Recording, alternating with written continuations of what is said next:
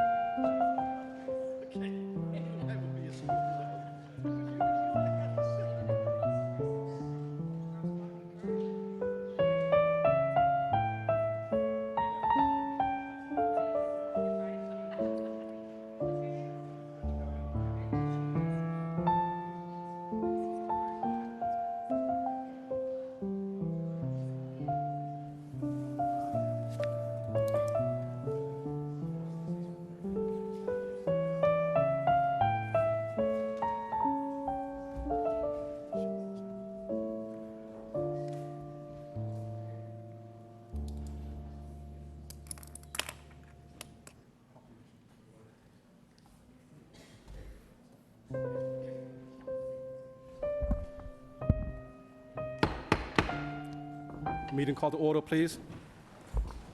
Please join me in the prayers. Dear God, today as this session opens, we pray that your presence will be before us and everyone who serves in the decision-making process of our city. We pray for direction which will lead our city to be strong and unified. May we continue the legacy of our founders. May we be granted this day the wisdom to make decisions which will be for the good of our city. We also pray for your special blessing and all those who are working to transform our city and make it a better place to live and work. Amen. Please join me in a salute to the flag. I pledge allegiance to the flag of the United States of America and to the republic for which it stands, one nation, under God, indivisible, with liberty and justice for all. Mr. Clerk, roll call, please. Counsel Mercier. Here. Counsel Noon. Here. Counsel Robinson. Here. Counsel Rourke. Here. Counsel Scott. Here. Counsel Yem. Here. Mayor Chow. Here. Counsel Drinkwater. Here. Counsel Gitchia. Counsel Janess. Here. Counsel Leahy. Here. 10 present. Any moment of silence? Any memorials? Hearing none, we now go to 2, Mayor's Business 2.1, Communication, Remote Zoom Participation. Motion to accept and place on file by Councilor Yam, second by Councilor Scott. Motion's passed. Now we go to one of my favorite sections of the meeting, the citation. Today, as recommended and voted by the Veterans Commission, the Veteran of the Month is presented to Mr. John McDonald, and I know John personally for over many years as well. This is very well deserving. John, I know that you've been very, very active, very engaging, not only on the Veterans Commission activities, but also just in the community as well. Make sure that everyone, all the veterans are respected. Make sure all the public spaces that have been dedicated to the veterans are well taken care of. So on behalf of the City Council, I would like to read this citation to you. If you could please go to the podium.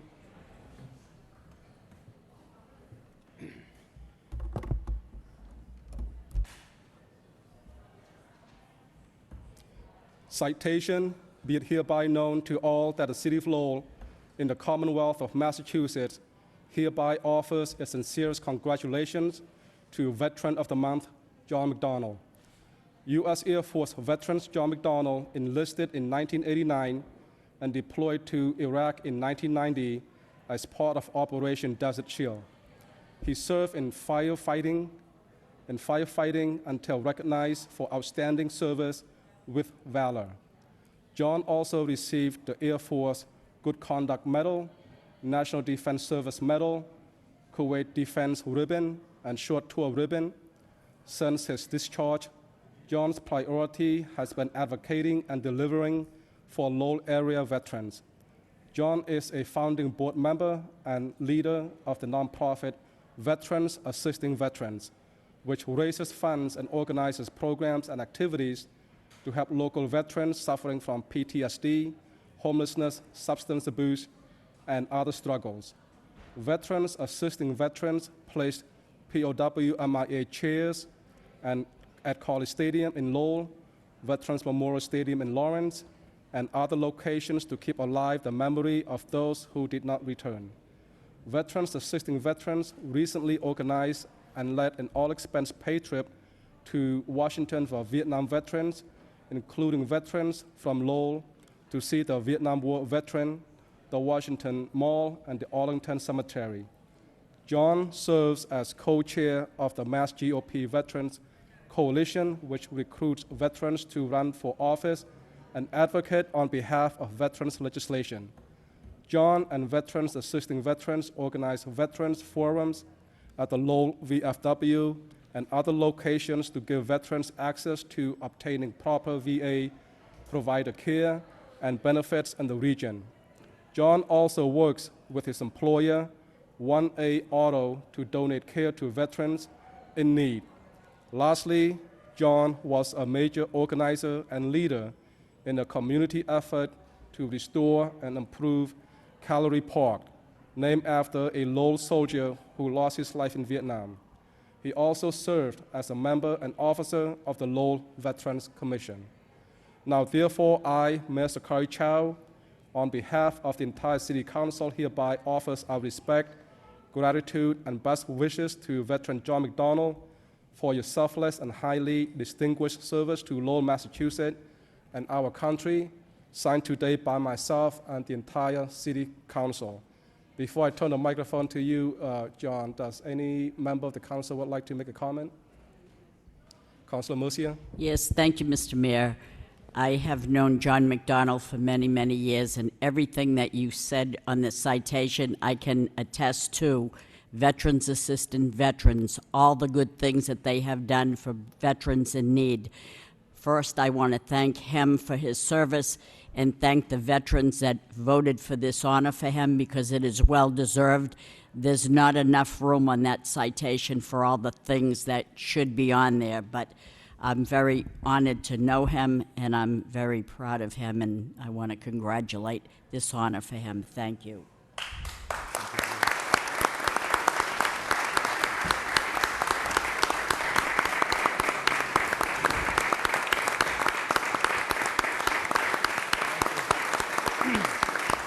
Thank you very much. John, one more councilor would like to Sure. speak. Councilor Yam? Thank you, Mr. Mayor. I just want to say thank you, John, for your service. I also know John in the past 10 years, and I just want to point out the chair that was set up at the City Hall in remembrance of the veterans who are missing in action is the work of John. So I just want to thank you and congratulations, John. Thank you, Mr. Counselor.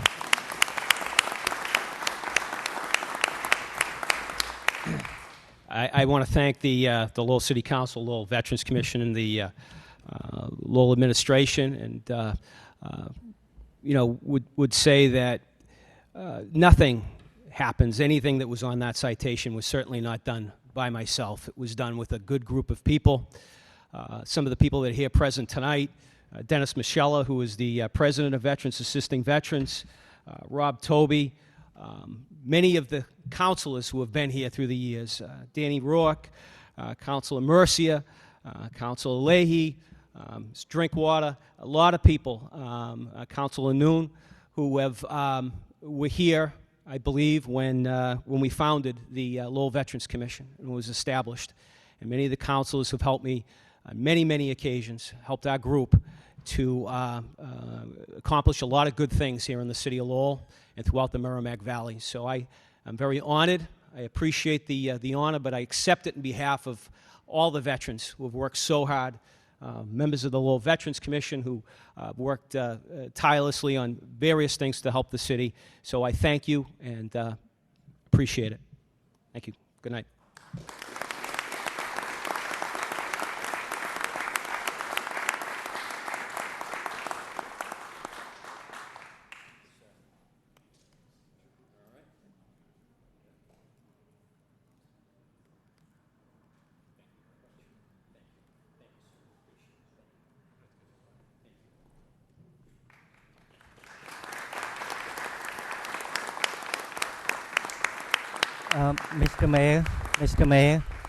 Mr. Mayor, if I may request of John, I would like to see that we have a parade for our veterans on Memorial Day. So that's my goal, to bring back the parade to Well, I honor think our that's an veterans. ambitious goal. Yes, yes, And sir. something that I do believe that the Lowell Veterans Commission could certainly take on as a special project, and I'd be more than happy to help in any capacity that is necessary. So I think it's a great idea, and I'd like to see that as well. But we'll see what happens.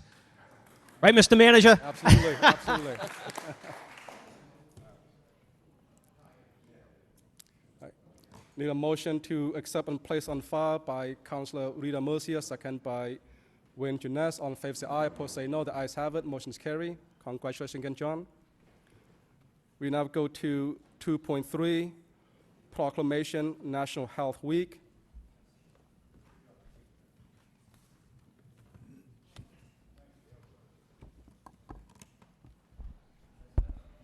Going to have the representative from Lowell Community Health, please come to the podium.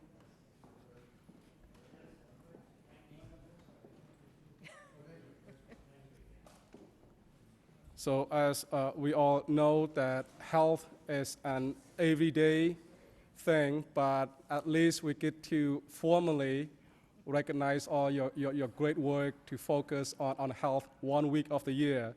And like I said, we should focus on health every minute of our day. But I'd like to present this proclamation to you during this National Health Week.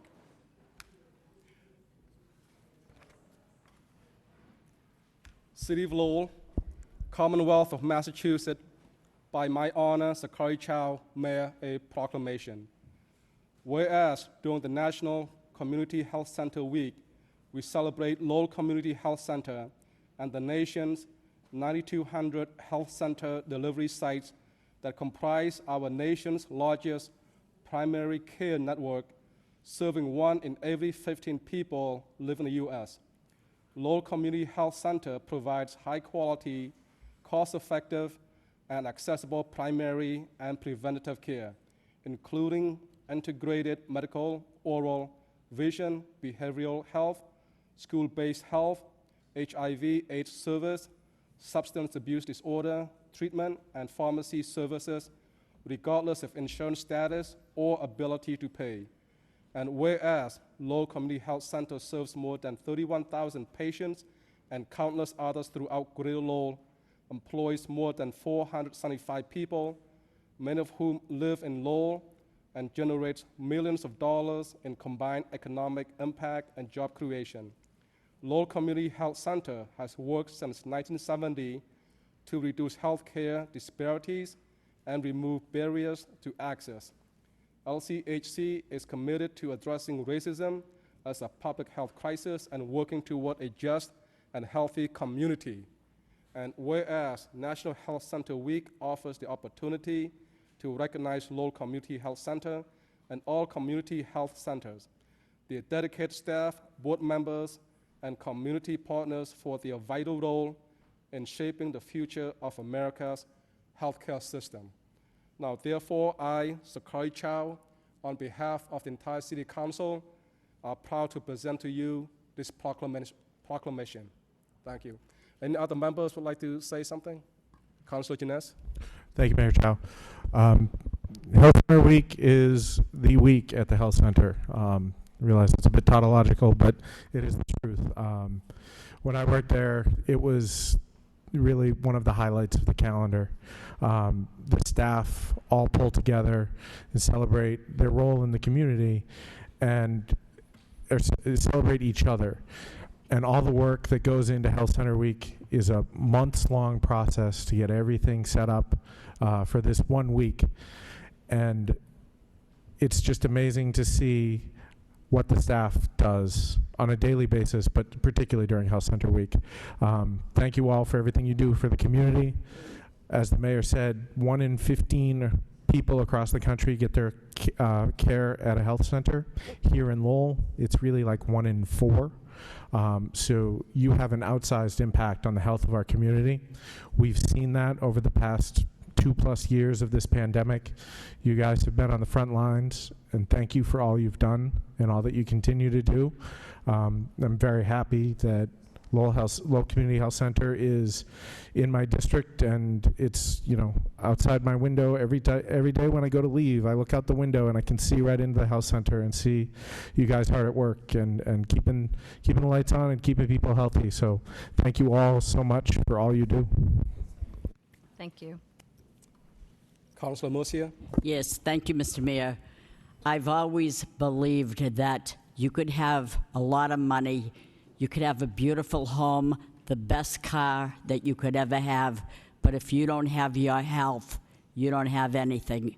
And it's nice to know that in the city of Lowell, we have a facility that offers the best service for people that are in need. So I'm very grateful for the Lowell Community Health Center and all the good people that work so very hard to make us all healthy. Thank you very much. Thank you, Councilor. Any other comments by the councilor?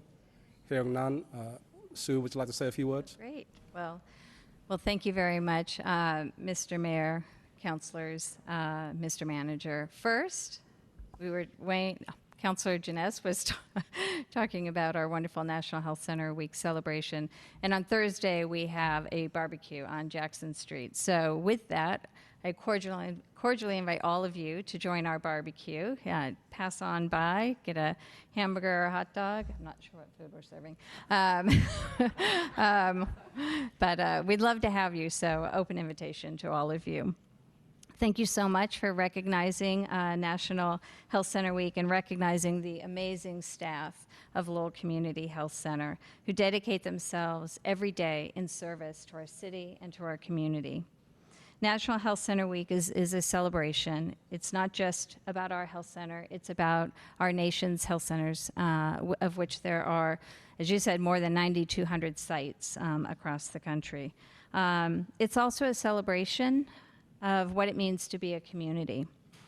I stood here before you a couple weeks ago when you graciously recognized our dear staff member, Toy Vong Peth, who's with us again this evening.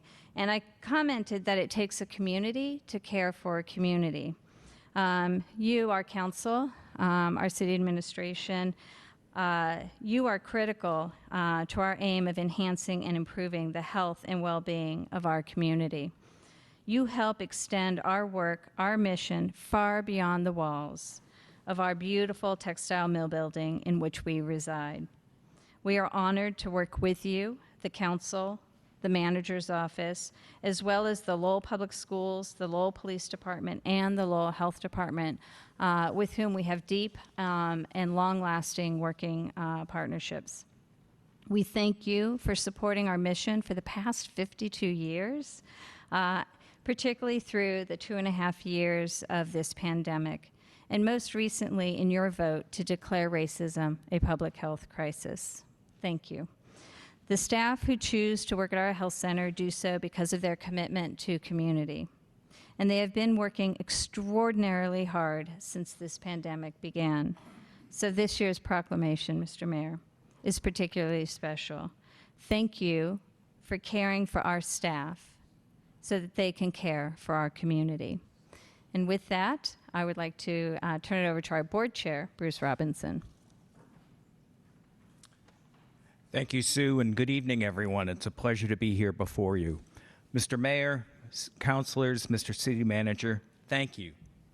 Thank you so much for recognizing the Community Health Center with this proclamation for National Health Center Week. I'm proud to say I've had the honor of serving as the Health Center's board chair for a number of years now. And through the experience, I've seen the tremendous dedication of everyone on the staff, no matter their role, of what they show to the dedication to the people of Greater Lowell. Each and every day, our staff is driven by our mission to provide caring, quality, and importantly, culturally rooted health services to the people of Greater Lowell, regardless of their financial status. We do not turn anyone away, and that's so important. Again, we are so thankful for this proclamation. It is truly meaningful to all of us. Thank you. Thank you, Bruce.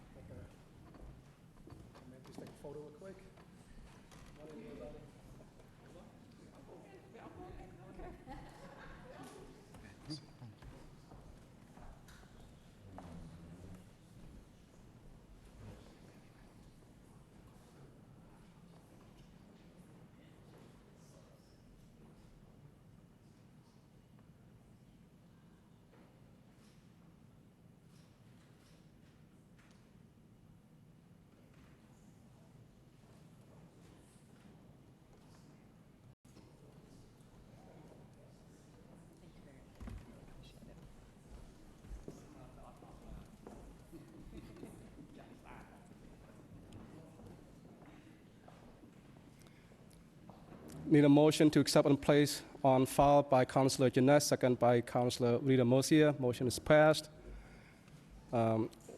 We be a little bit past 7. We now go to the general public hearing first, and then we'll come back to with the regular agenda. Okay. Okay.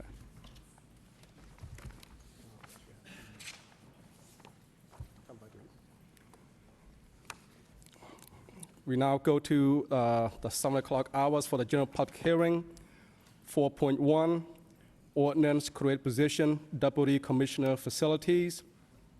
This section is open to all those in favor. Open to all those in favor. Mr. Byrne? Good evening, Mr. Manager, Mayor, members of the council. My name's Mark Byrne. I'm Intern Commissioner of Public Works, and I'm here to speak in favor of the proposed ordinance change of the new position of the Department of Public Works from the Deputy Commissioner's position to the Deputy Commissioner of DPW Facilities. This position will have a large responsibility, encompass more duties, particularly related to the new Lowell High School renovation project.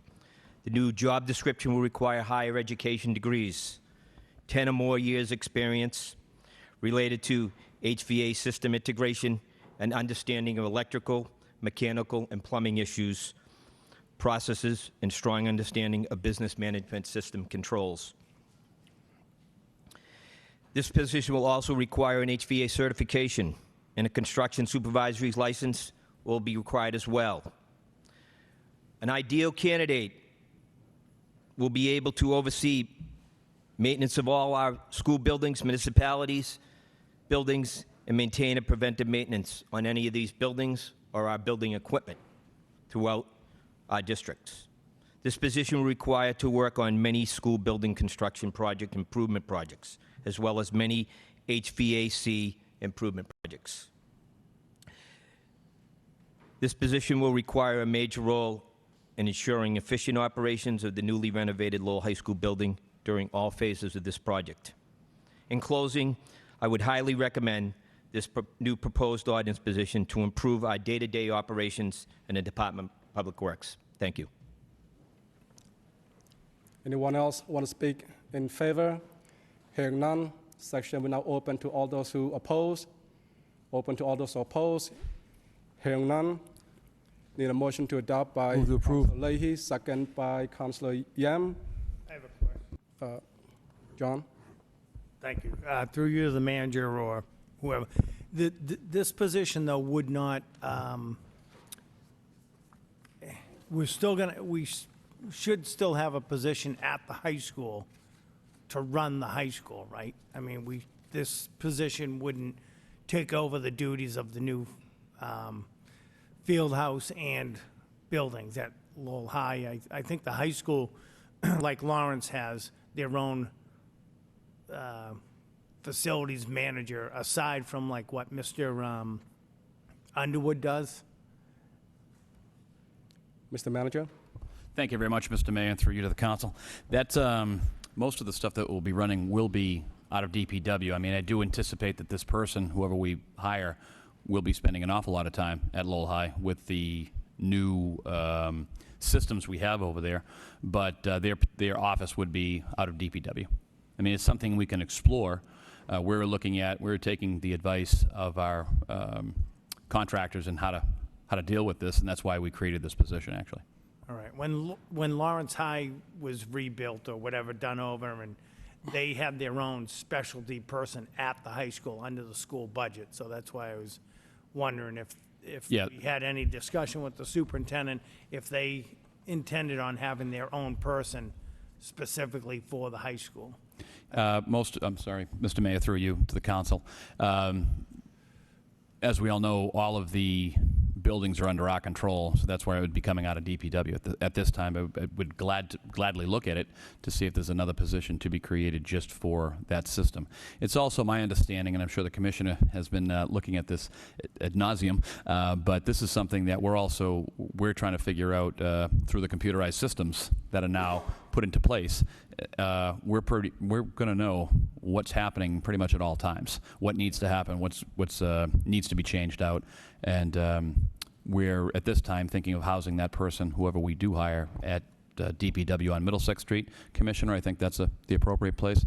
But I do anticipate that person being over at the high school a good majority of the time. Okay. Thank you.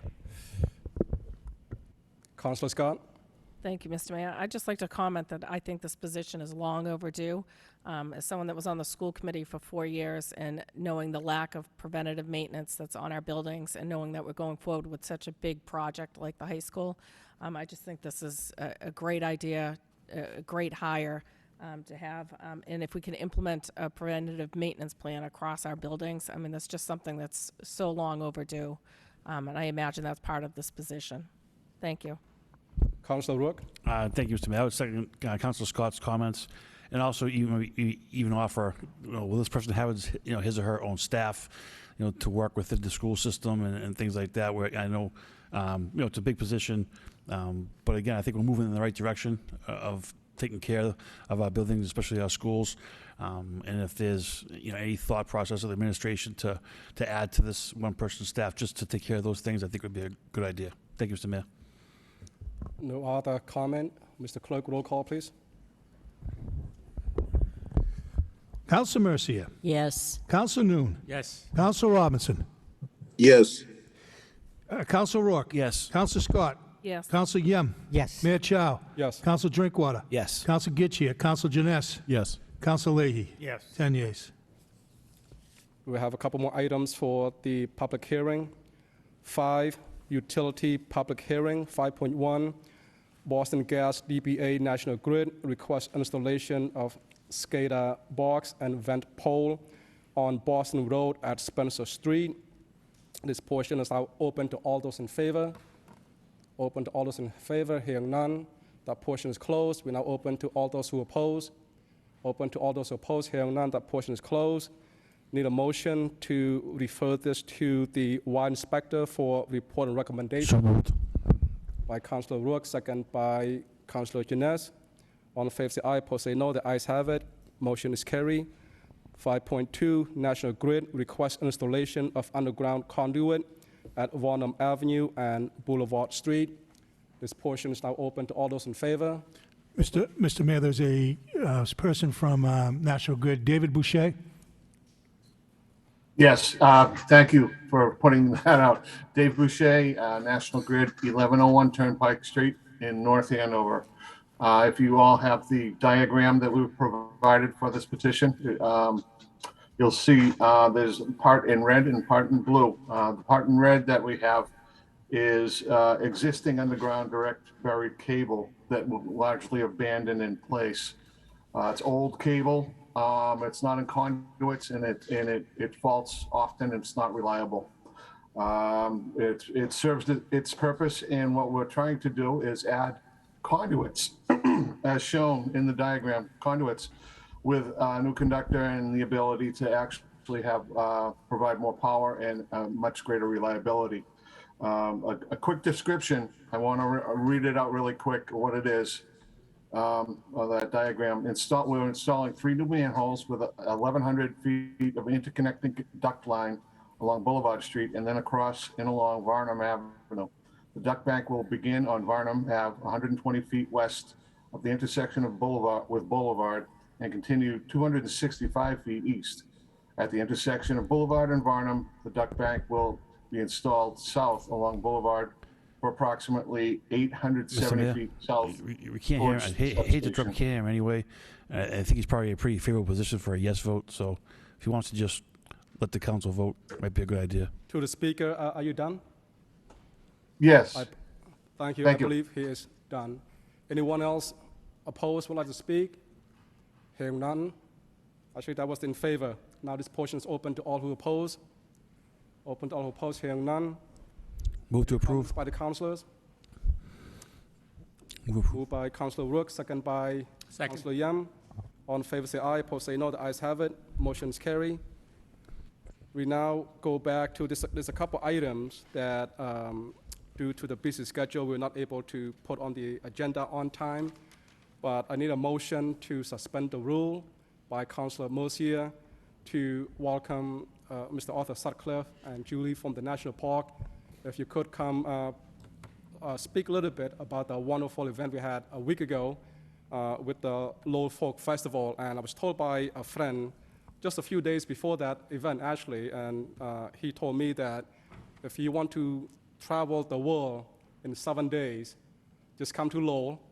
And if you came last weekend, that was 7 days in 1 day, in 3 days. Mr. Arthur Sutcliffe and Julie.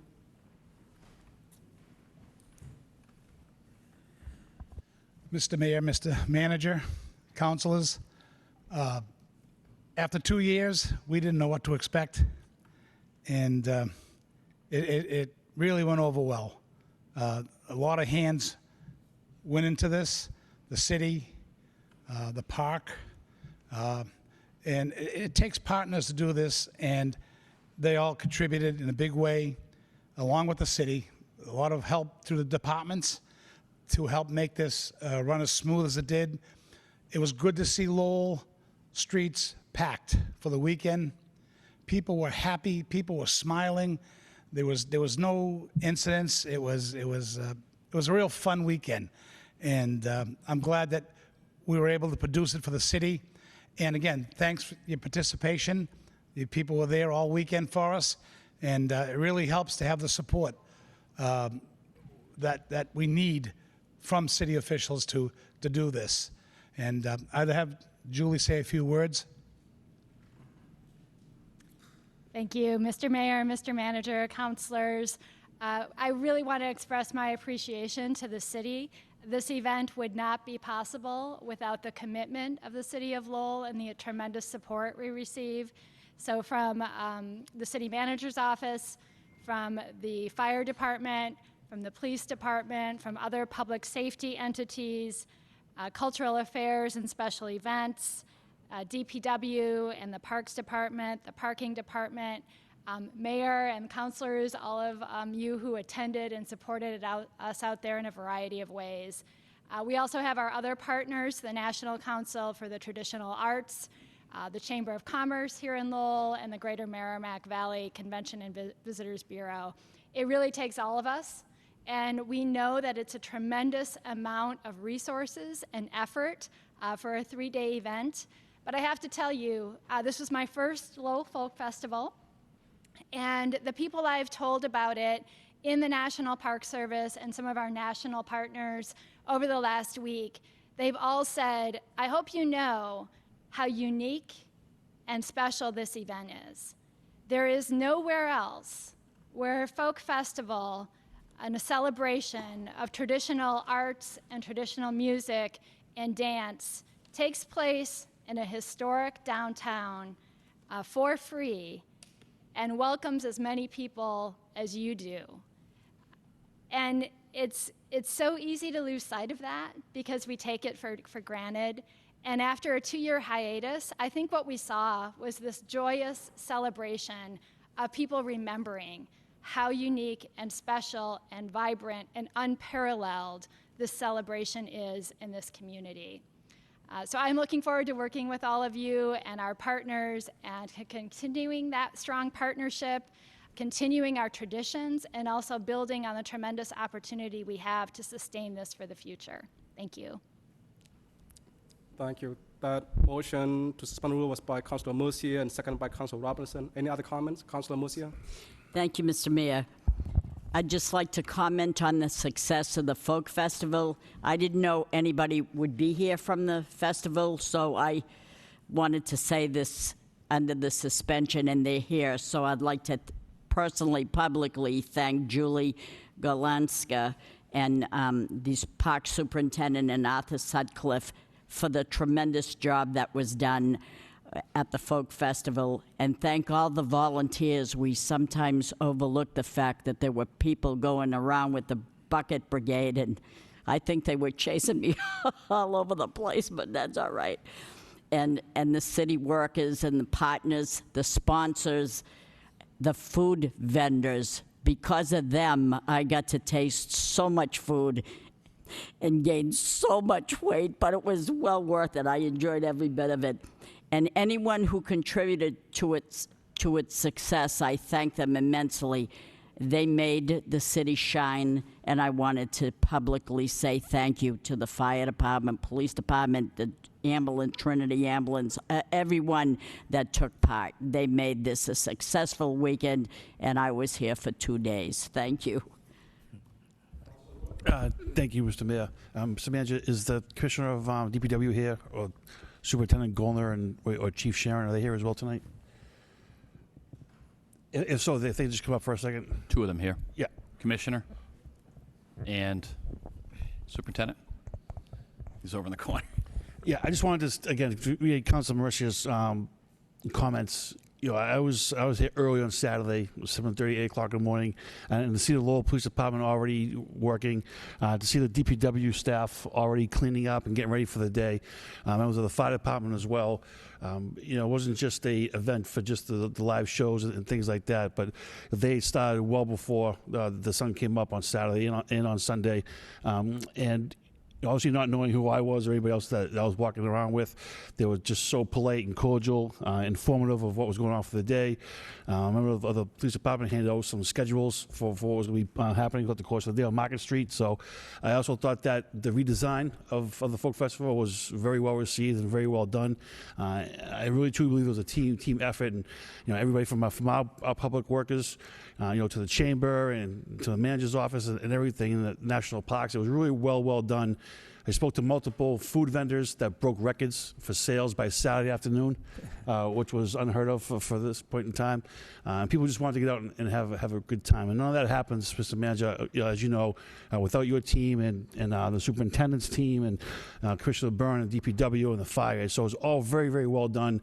On Monday morning, I saw very little, if any, arrests at all due to the folk festival again, right, which is just people coming together and having a good time. So all around, tremendous, well done job, and looking forward to it again next year. So thank you very much, and please pass along to your employees the great work that they did do. Thank you.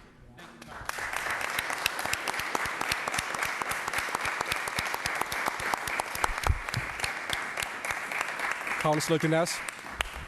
Thank you, Mr. Mayor. I won't say everything that Councilor Rourke said because he said pretty much everything I was going to say, so thank you for saving me those words. But the dedication from everyone involved in this festival every year is amazing to sit back and watch, and this year even more so, where there were a lot of changes. There were a couple of years off where we didn't have the festival.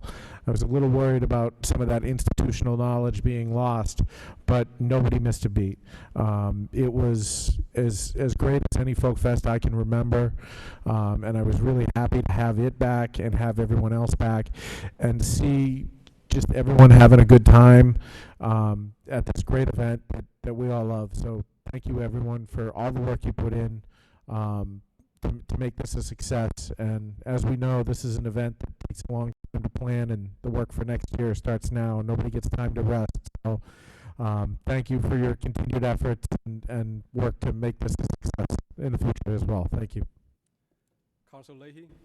Thank you. I just wanted to add that everybody talked about how clean the city was too. You know, aside from everything that Councilor Rourke and Councilor Janess said and Councilor Mercia, everybody pulled together. But you know, the city was clean, organized, and everybody had a great time. So thank you. And I heard you were out, Mr. Manager, double checking the streets too. So that's much appreciated. Thank you. No other comment. I just want to quickly say, great job by the Folk Festival Foundation and the National Park and all the city departments. I got a lot to say, but I'm going to say just one simple thing. I had a lot of fun, more so than the former mayor the past 2 years. I saved it all for you. No other comments. I need a motion to adopt and place on file by Councillor Yam, second by Councillor Mercia. All in favor say aye, opposed say no. The ayes have it. Motion is carried. Thank you both for being here. I need one more. Oh, good.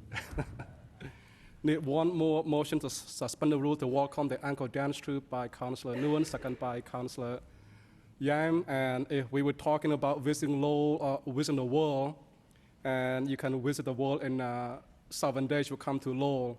On the 7th day since the folk festival, there was the Ankle Dance Troupe, and so the stop was in Cambodia, Lowell that is, and it was full of rain, full of excitement. It was a very traditional cultural celebration, and this year also marks the 35th year of the anniversary of the Ankle Dance Troupe, and I want to honor Mr. Tim Tu, the founder. Mr. Tim Tu, unfortunately, he cannot be here.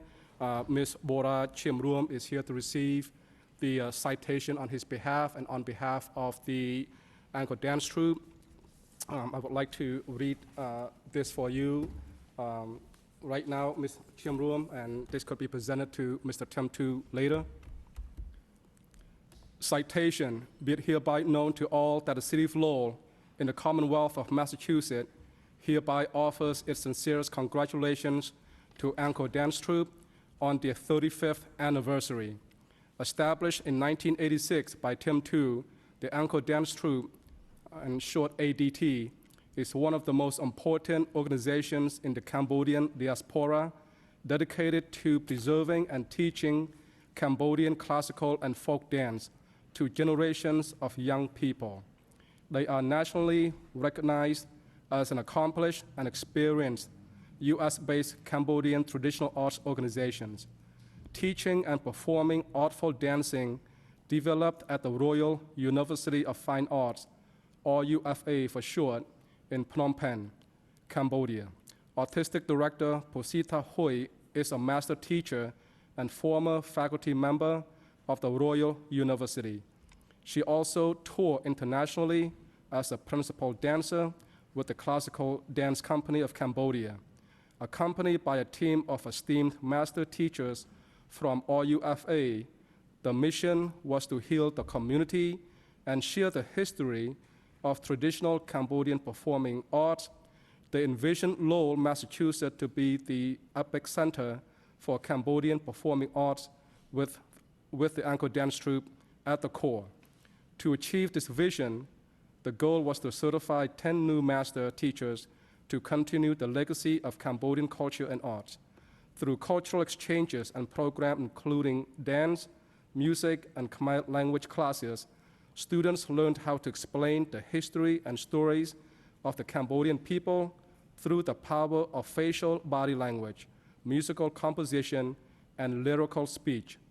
The Angkor Dance Troupe provides a unique, historically accurate service to the community. The Angkor Dance Troupe is the only nonprofit cultural group in Lowell, Massachusetts, whose sole mission is to preserve the traditions of Cambodian performing arts. ADT develops and teaches Cambodian dance, promotes an understanding and appreciation of Cambodian culture, and provides a positive social and educational outlet for Cambodian youth. With a humble beginning, the highest honor was performing at the White House. Through giving national performances, the ADT stays rooted in Lowell, its birthplace. ADT remains committed to fulfilling its mission to preserving Cambodian performing arts through over 4,000 youth who learn dance with the troupe.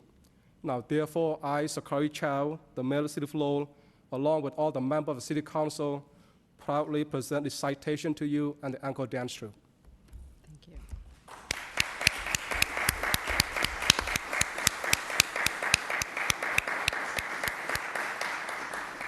Any comments by the councilor before I turn over to Ms. Chimrom? Hearing none, Ms. Chimrom. Thank you.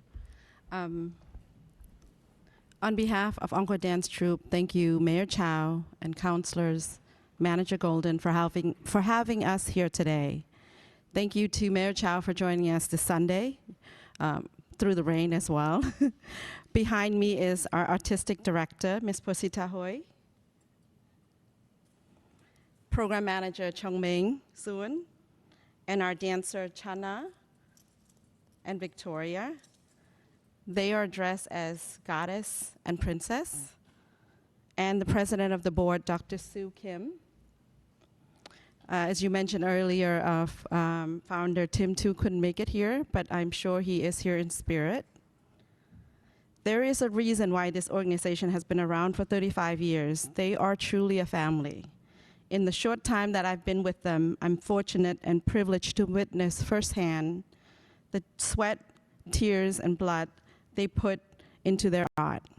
And when I mention sweat, tears, and blood, they literally bounce off the stage, hit the ground, and still perform the next day. To celebrate our 35th anniversary and return to the stage, in person since the pandemic, we held 2 performances at the Clark Institute Museum in Williamstown to a sold-out audience, and there were a few people who traveled over 200 miles and had to be turned away. And on Sunday, we performed in the rain. Thank goodness nobody got hurt. Through also a large crowd as well. A very success for us.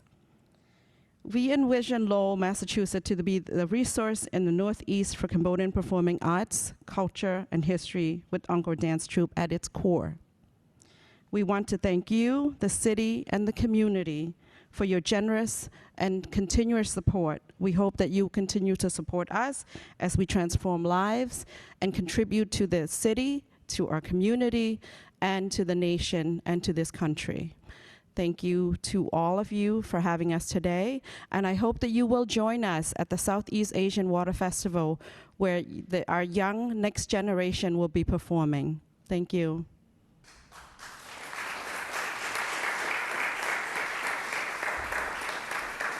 And I would like to welcome you to come side.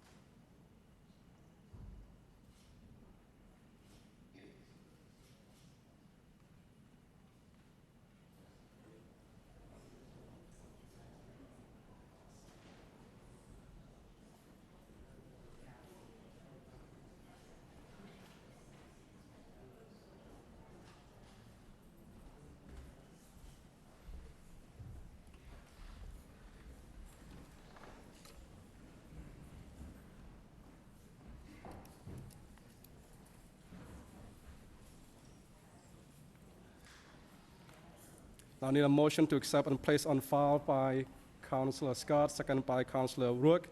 All in favor, say aye. Opposed, say no. The ayes have it. Motion's carry. We now go back to the item where we left off with number. Mr. Mayor, Councillor Murcia. I'd like to suspend the rules since we're in that mood of suspending the rules. Yes. If I could take up two motions, 12.2 first and then 12.3. I have two speakers here, and I kind of promised that I wouldn't keep them here all night long. Okay. Thank you. Okay, let's just accept the city clerk minutes of the meeting first, then we'll go to suspension of rule. Sure. 3, city clerk, minutes of housing, zoning, joint subcommittee, July 26th, city council regular meeting, July 26th, election laws and redistricting subcommittee, July 27th. For acceptance, motion to accept and place on file by Councilor Drinkwater, second by Councilor Jeunesse. All in favor, say aye. Opposed, say no. The ayes have it. Motion is carried. Motion by Councilor Murcia to take 12.2, 12.3 out of order, second by Councilor Rourke.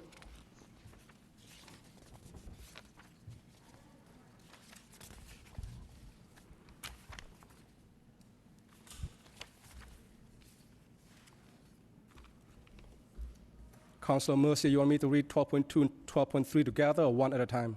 No, they're two separate people, one, so okay. one at a time, please. Thank Motion you. 12.2, Councilor Murcia requests city manager provide support from DPW, i.e. trash pickup and plastic bags, to adopt the JAMS, Jackson, Appleton, Middlesex, and Summer Streets project for the South Common to empower individuals to invest in their environment community, second by Councilor Jeunesse. We have a registered speaker, Mr. Clerk. Robin Brown.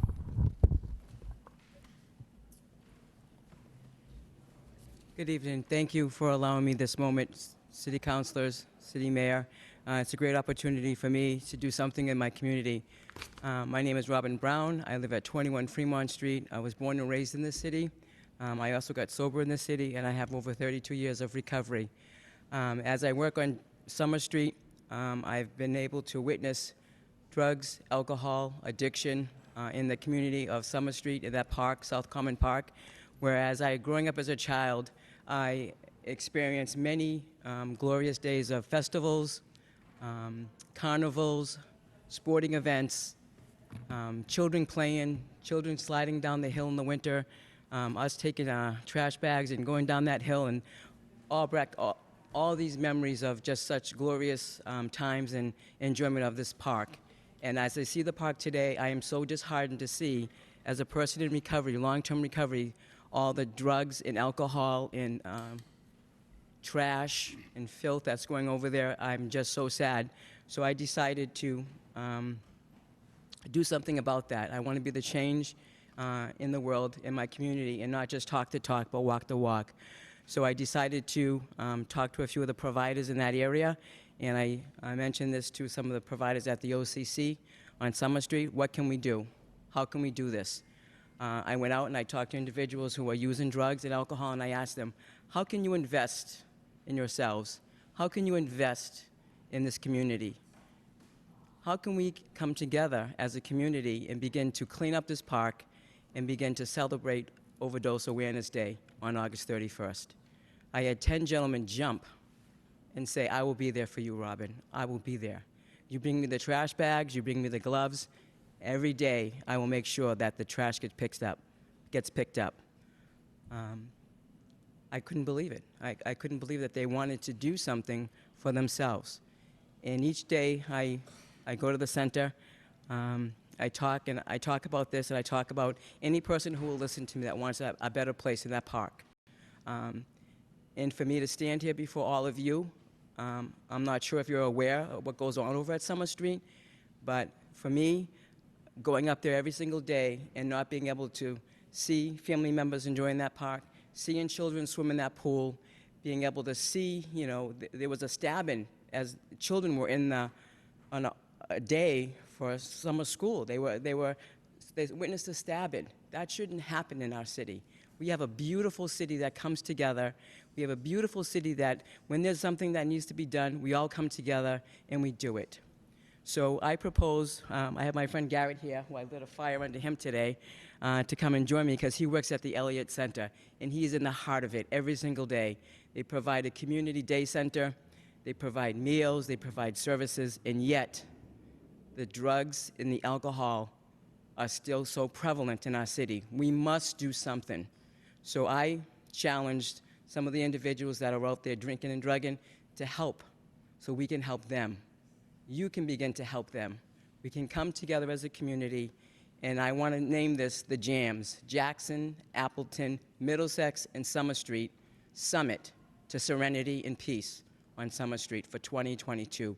So we can have an overdose awareness day in a park that is supposed to be for festivals and celebrations. And so I'm asking the city of Lowell to help with just a few things.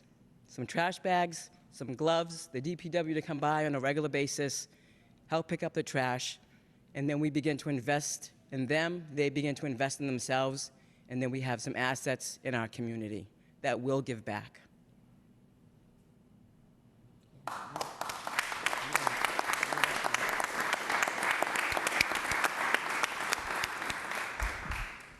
Councilor Musia. Thank you, Mr. Mayor. I couldn't have said it better. And the best ideas do not come from this council solely. They come from regular, everyday citizens such as Robin Brown. She is a person that has compassion for people. I know because I see this every day. And what more do we do but to think of something so brilliant as to the very people that are causing all the commotion with the throwing the papers here or that there, ask them, would you kind of want to help to join this team to clean up? And 10 people came forward and said yes, and I know she's going to make that happen. I know Garrett from the Elliott Church, they're going to make it happen. I've already spoken to members of the city, DPW, to see if it would be all right with the unions. I don't want to hurt anybody or step on anybody's toes, but I figure, and they said it as well, that all the help we can get is quite appreciative. I know that every Friday, once a week, I don't know if it's Thursday or Friday, but you have the DPW and the parks and Shannon Cohen and Mark Byrne. They're all cleaning the South Common. And the next day, it's back to being a mess again. What better than the very people that are creating the mess to be asked, would you please help to pick it up? And they said yes, and I believe that they'll do it. So this theme right here is a little bit of the Overdose Awareness Month. If I might say that August is Overdose Awareness Month and August 31st is International Overdose Awareness Month. International Overdose Awareness Month aims to honor the lives lost to overdose and reduce the stigma associated with the substance-related passing. Through mourning and remembrance, people can celebrate the lives of their loved ones without shame. At the same time, it is an opportunity to educate people that overdose deaths is preventable and raise awareness about evidence-based practices like overdose education and naloxone distribution. Now, Robin Brown works for the Middlesex Sheriff's Office, and she will be hosting this very important day of remembrance and awareness at the South Common on August 31st from 2 p.m. to 6 p.m. She already has a permit, thanks to the understanding and the kindness of the Board of Parks. They heard the plea, and she did get a permit to do that. So she's notified all the, and so we have the flyer right here. 12 to 1, virtual Zoom meeting, okay, and 2 to 6 on Summer Street. Okay, August 31st, 2 to 6. And we ask all local agency, providers, community stakeholders, family, friends, and those in recovery to come together and support, provide, honoring those who have been lost to an overdose. So this is a part of trying to empower the very people that are creating trash and the disassociation of all this trash, and they're going to help. So that's a good thing. And I thank publicly Robin Brown for the idea, and I made the motion on her behalf. She said everything that I couldn't think of, but you did a great job, and I'm proud of you, Robin. Thank you so much. Anything else? No, we're having a virtual planning meeting tomorrow through the Recovery Coach Learning Community for the Northeast area, which I'm a facilitator of that through BSAS and a state-funded agency that helps recovery coaches have a learning community where they can come together and do recovery coaching things and help peers helping peers. The other thing I'd like to say is that this is a beautiful city, and when you were talking about the National Park and the Folk Festival and how City Art Clean was, it almost made me sad that Summer Street wasn't part of that festival. And so I want to bring that back. I want to be able to have vendors in the park during Folk Festival. I want to have carnivals. I want to have festivals. I want to be able to have a park where people can come and feel safe and enjoy the pool, enjoy the shade, enjoy the trees. And we have a beautiful Thorndike Exchange building, and those people in that building don't even get to enjoy that park. So I think it's time for us to step up, no more talking, and start doing some work over there. And I'm right in the forefront. I'll take full responsibility for getting people engaged, getting vendors together. I'm pretty well known in the city for recovery and helping people, so I think this is something that the city can be proud of. Once we have a beginning and a continuance of investing in those individuals, they're investing in themselves, and we empower them, we wrap ourselves around them with all the services and supports in the city. There's plenty of them that we can come together as one, as a community. And I thank you for allowing me to speak. Thank you. Thank you. Thank you, Robin. Any other comments? Councillor Yam? I just want to say thank you, Ms. Brown, for stepping up and improve the area. I know the area really well, and thank you so much. And on behalf of the city, want to thanks and want to support your effort to make that park become a family-friendly area again. Thank you, Ms. Brown. Councillor Leahy? Thank you. I just want to echo that. Thank you. It's because of people like you that step up that action happens. So thank you. You're welcome. Thanks, John. Excellent job. No other comments? All those in favor say aye. Opposed say no. The ayes have it. Motion's carried. We now go to motion 12.3. Councillor Murcia requests city manager find ways and means to provide a memorial space for family and loved ones who experienced a tragic loss due to any type of violence. Second by Councillor Nguyen. We have a registered speaker, Mr. Clerk. Mary Silva. Hi there, I'm Mary Silva. Thank you, Mr. Mayor. Thank you, Mr. Manager and City Council. I have some pictures here I asked for you to look at while I speak. So I'm glad I'm following Robin, as you know, she's an amazing person, and I am going to ask for something just as great. So my name is Mary Silva. I am a nurse at Lowell General Hospital. I've lived in Lowell my entire life. I live at 94 Seneca Street, and I, try and do the best of my ability to help our community and our city of Lowell. And recently, I had a couple of families reach out to me as they've had loved ones who have been murdered and been victims of homicide. There is a lot of crime and violence going on in our city. So after talking to Heidi Komborowicz here, we took a ride. I am looking to propose something for a garden, a memory garden, excuse me. Rita told me not to be nervous, but how can I get up in front of all of you and not be? So it's a memorial garden of peace, and they have it in Boston, and that's what the pictures are of. And a lot of the pictures have stones with people of Lowell. Patrick Fry was murdered years ago, stabbed at a party. Chucky McCullough is on there. He was murdered in Lowell on Sutherland Street. Heidi's son, Adrian, was murdered 2 years ago on Sutherland Street.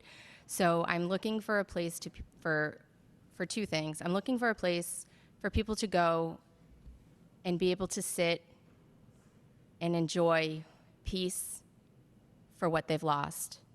And secondly, I also want to bring awareness to our youth that, you know, all of this crime and violence is going out there, and this is now what we have left for people to go. They don't have a child to go see. They have a stone or a wall. So with that, I'm going to give it over to Heidi. I'm just going to kind of bounce off that. Hopefully I can make it through. My name is Heidi Kimborowitz. I live at 45 Champlain Street in Dracut, but I was raised in Lowell on Christian Hill.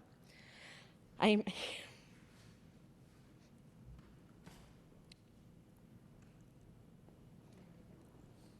can do it.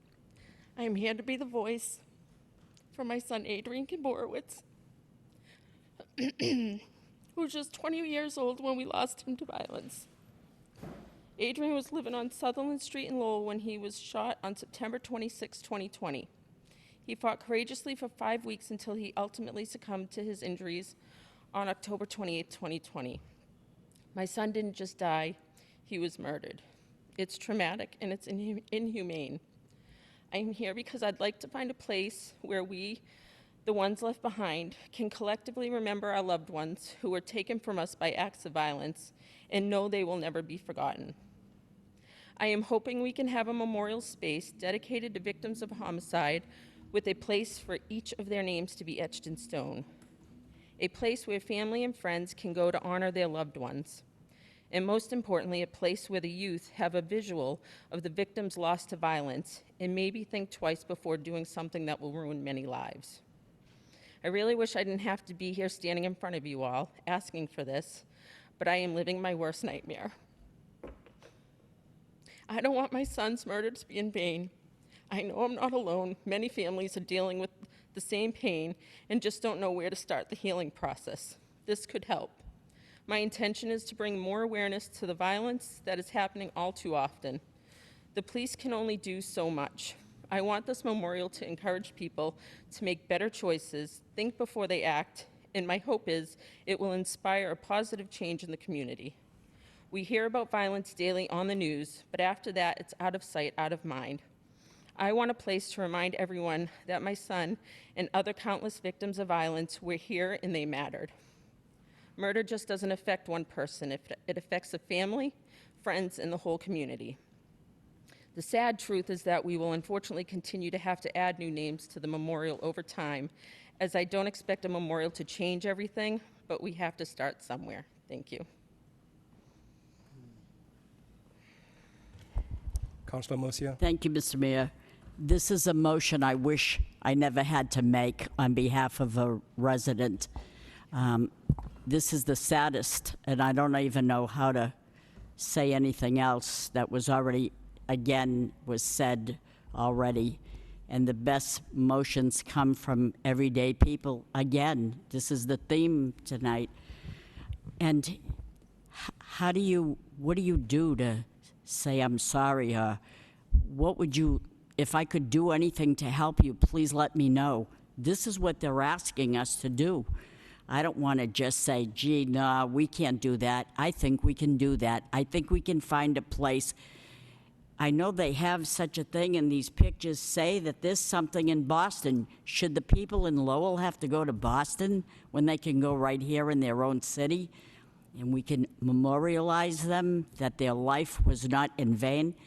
Just over the weekend, we got a message from the manager. 2 people were shot in different areas of the city. I mean, it's getting worse.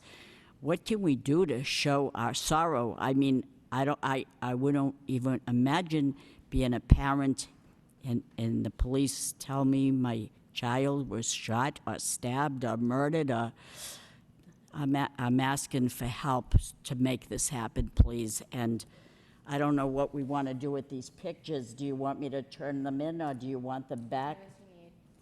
So a couple of the pictures. Mary, I think I'm loud enough.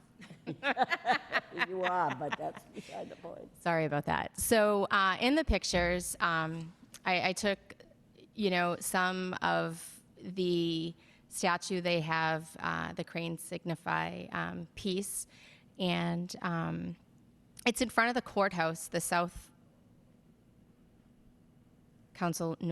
Southwick Courthouse, is that what it is? It's on the, Southwick Courthouse, and it's been there for over 20 years. The community does give a small donation to put their child's name or family member, it doesn't have to be a child, family member's name on a stone of some sort. If we could just find a location, we're looking, for some help from the city, but I have some parents and Heidi and other people, like I said, to help put this together and work on this. So as far as the pictures, if they're helpful in making the decision, please feel free to keep them. Yes, I'll turn them in as part of the record. Thank you. I Thank think you. did a Thank you great again, job. everyone. I just hope this can happen. Thank you. Councilor Nguyen. Thank you. Thank you, Mr. Mayor. Thank you, Mary and Heidi. Very sorry for your loss. Rita, thanks for the motion. It's a very good motion. It's that place called Garden of Peace Memorial, next to the courthouse, Suffolk courthouse. It's been around for a while, a couple decades. And Mary is correct. A number of victims from Lowell, stoners there. And they have more like an organization, a group of parents who run it. And Mary is correct that, parents would put their name of their loved one there, and then they pay a small fee to have that. And I think this is like a somber place to remember, the tragic victim of homicide. And we do have small, may not be that large, in our city, homicide victim. A place where, as Mary said, families and friends and community may remember and honor the life of those who were taken by violence. And just like Councilor Murcia said, this past weekend we had one. I could find a place. I would say the suitable place, Mr. Manager, would be near the Judicial Center. There's a space there. Maybe that we can start it, and maybe Mary and Heidi's and other parents can form a group working with the city and to try to, maybe the city can help in terms of form that and make that happen. It take a little while, but together, collectively, I think it's possible to do that. And it's possible to have a memorial places in Lowell rather than they have to go all the way to Boston. So I thank you, Councilor Murcia. Mr. Mayor. No other comments. I want to thank you both Mr. Mayor. for coming to speak. Councilor Jeunesse. Oh, Councilor Robinson. It's hard to figure out who's saying it from the Zoom. Councilor Robinson. Thank you. First, I'd like to thank the speakers for stepping up to the podium, and as difficult as this must Councilor be. Robinson, we have a problem hearing you. Could you speak closer to the telephone or the laptop that you're using? Is this better? Just a little bit, Is maybe this closer and louder. Is that better? Is that better? It's a little bit, but maybe the people at home can hear better on TV than us here in the chamber because of the speaker system. But go ahead, Councilor. First, I'd like to thank the speakers for taking the podium and mustering up, the courage to discuss this. I think this is a classic case of local government needs to listen. I think it's been loud and clear that this is a desire, a want, a need for members of our community, and I think it's only right that we find a way to make this happen. Thank you very much. Thank you, Councilor. Any other comments? Councilor Rook? Thank you, Mr. Mayor. It's the right motion to file. I know it's something that, as Councilor Loon stated, we could find a spot, to get something like this together.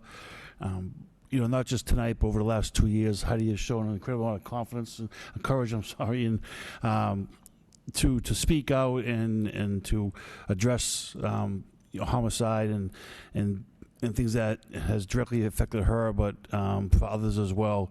And tonight was another example of doing that for others. And thank you very much for once again stepping up and hopefully being part of a solution that can bring some hope and some sympathy to those that have lost a loved one. So, Mr. Manager, I hope that we can get some response pretty quickly on this. There's multiple lots in the city that I think will be open to people to donate their time, money, and support to put something like this together, and look forward to the response. Thank you, Mr. Mayor. Thank you, Councillor. Any other comment?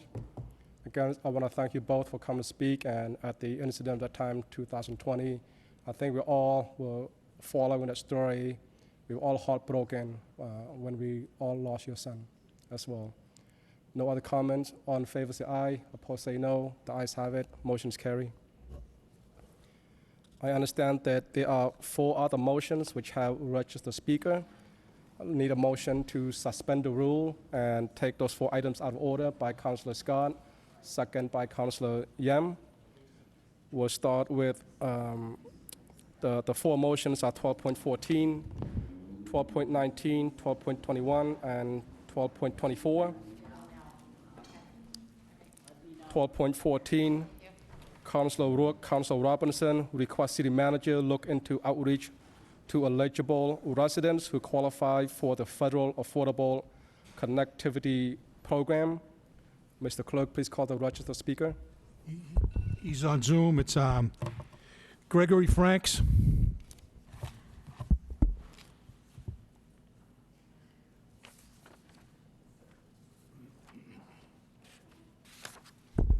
Go ahead, you unmute.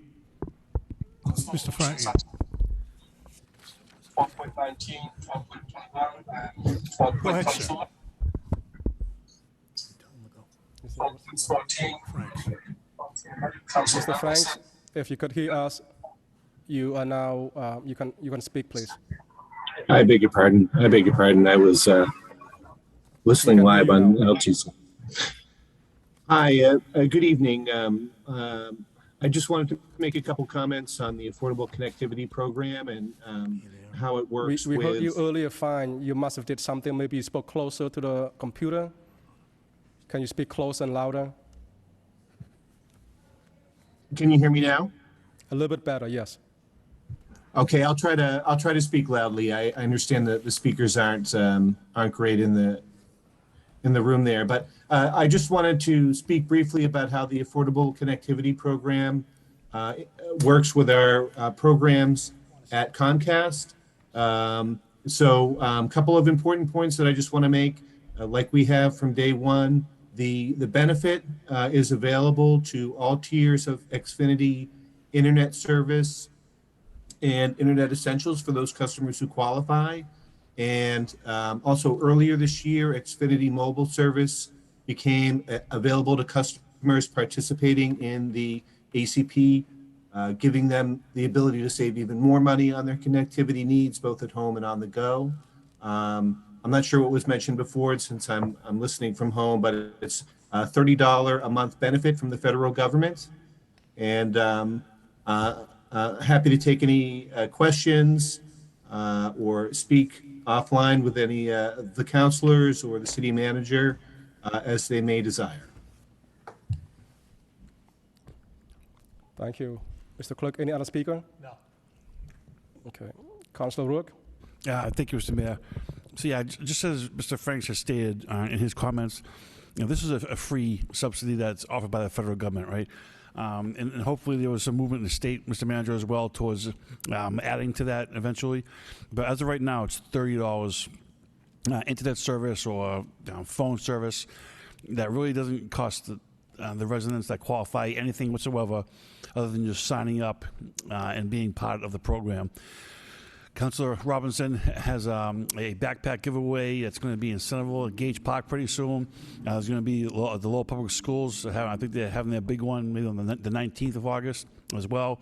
And this is something I think that as a city we should do some outreach and bring, whether it's Comcast or another provider to the city, because as Mr. Frank said, it's very, very simple to become part of the program, and it's free money for those that need it, right? And now with the internet being the basis for learning most all the time now, and this is something that can go a long way towards helping families and students, and hopefully throughout these outreach that we can do. And again, it's free, and I know the state is going to become part of it in the very near future.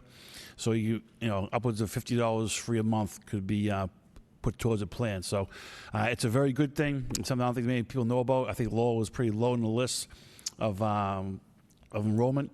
I know Lawrence is very, very high. I know Chelsea's very, very high. And through no fault of anybody's, but I think it's time that we inform Lowell families that are in need of this about the availability of it. Thank you, Mr. Mayor. I know Councilor Scott had your hands up earlier, but the co-maker of the motion, Councilor Robinson, do you have anything to say? Yes, sir. Thank you, Mr. Mayor. Okay. As was mentioned, having an event coming up, backpacks, and it's a no-brainer.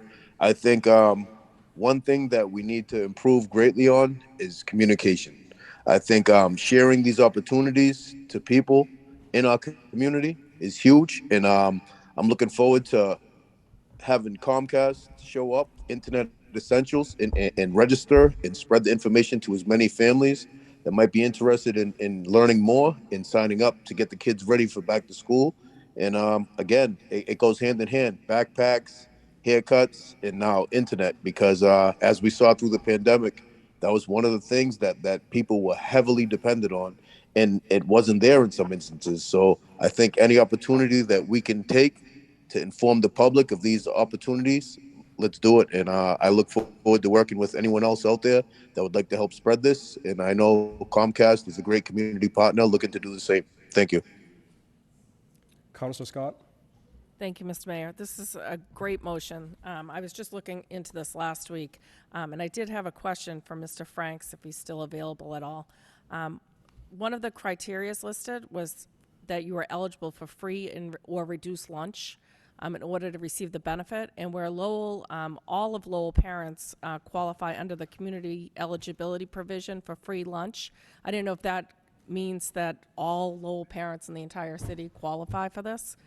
So if we could just get a little clarification on, so people know that they may qualify even though they may not think they do. That would be great. Thanks. Thank you. Thank you for the question.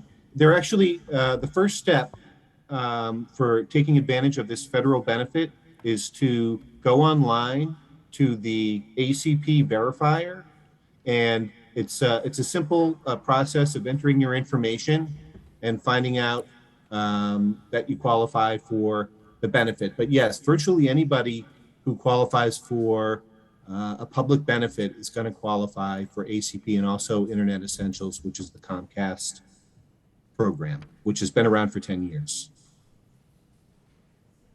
Thank you. I hope a lot of parents take advantage of this in the Lowell public schools. Thank you. Councilor Janess? Thank you, Mr. Mayor. I too want to echo the thanks for the motion. I think this is a great motion to have on, and I would love to see us reach out to neighborhood groups, community organizations, CMAA, CBA, the usual list of community groups who are out there working, the senior center, to try and make sure that as many people know about this program as possible, whether it's our folks forwarding on information or Comcast being invited to speak to these groups or speak to these organizations, come to events like the Backpack Drive. I think that this is something that many Lowell families can take advantage of, and I think it would be an excellent use of city resources to make sure as many people are aware of this as we can. Thank you. Councilor Leahy? Thank you. I just wanted to say good motion, and I just want to say thank you to Mr. Franks.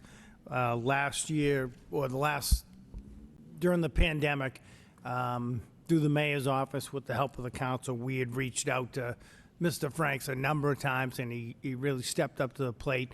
The school department was giving out hotspots, but Comcast came through with the same type of deal and really making sure that kids were connected.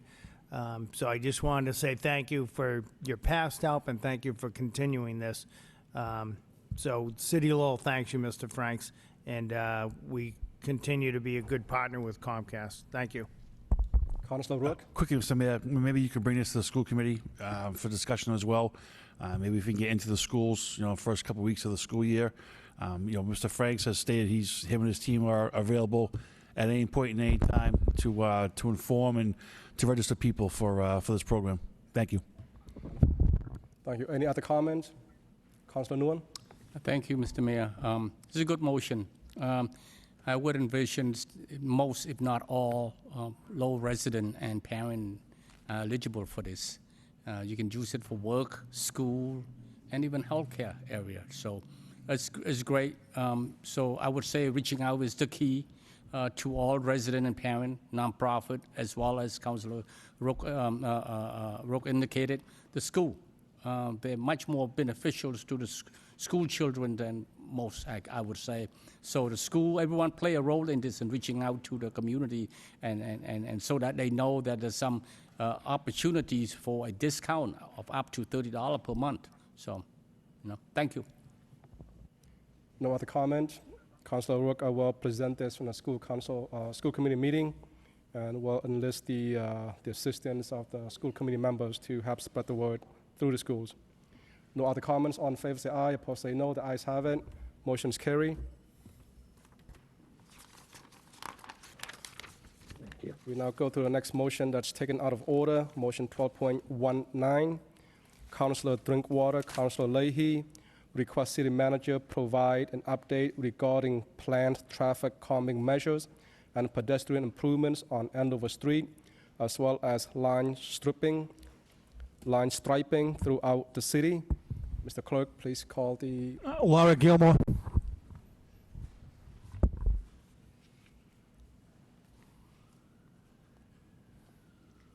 Good evening. My name is Laura Gilmore. I live at 555 Andover Street. I'm here tonight to ask you to do something about my street. At this point, the same question has come up a number of times, and I am tired of asking without a real sense of what the plan is. We have been talking about the need for traffic calming and safety improvements on Andover Street and surrounding streets for years. There have been 4 to 6 motions just about Andover Street in the past several years, and multiple requests from multiple city councilors and multiple members of the community. There have also been motions about fast cut-through traffic on surrounding streets regularly. And I think it's time for us to zoom out again and understand that these things are connected.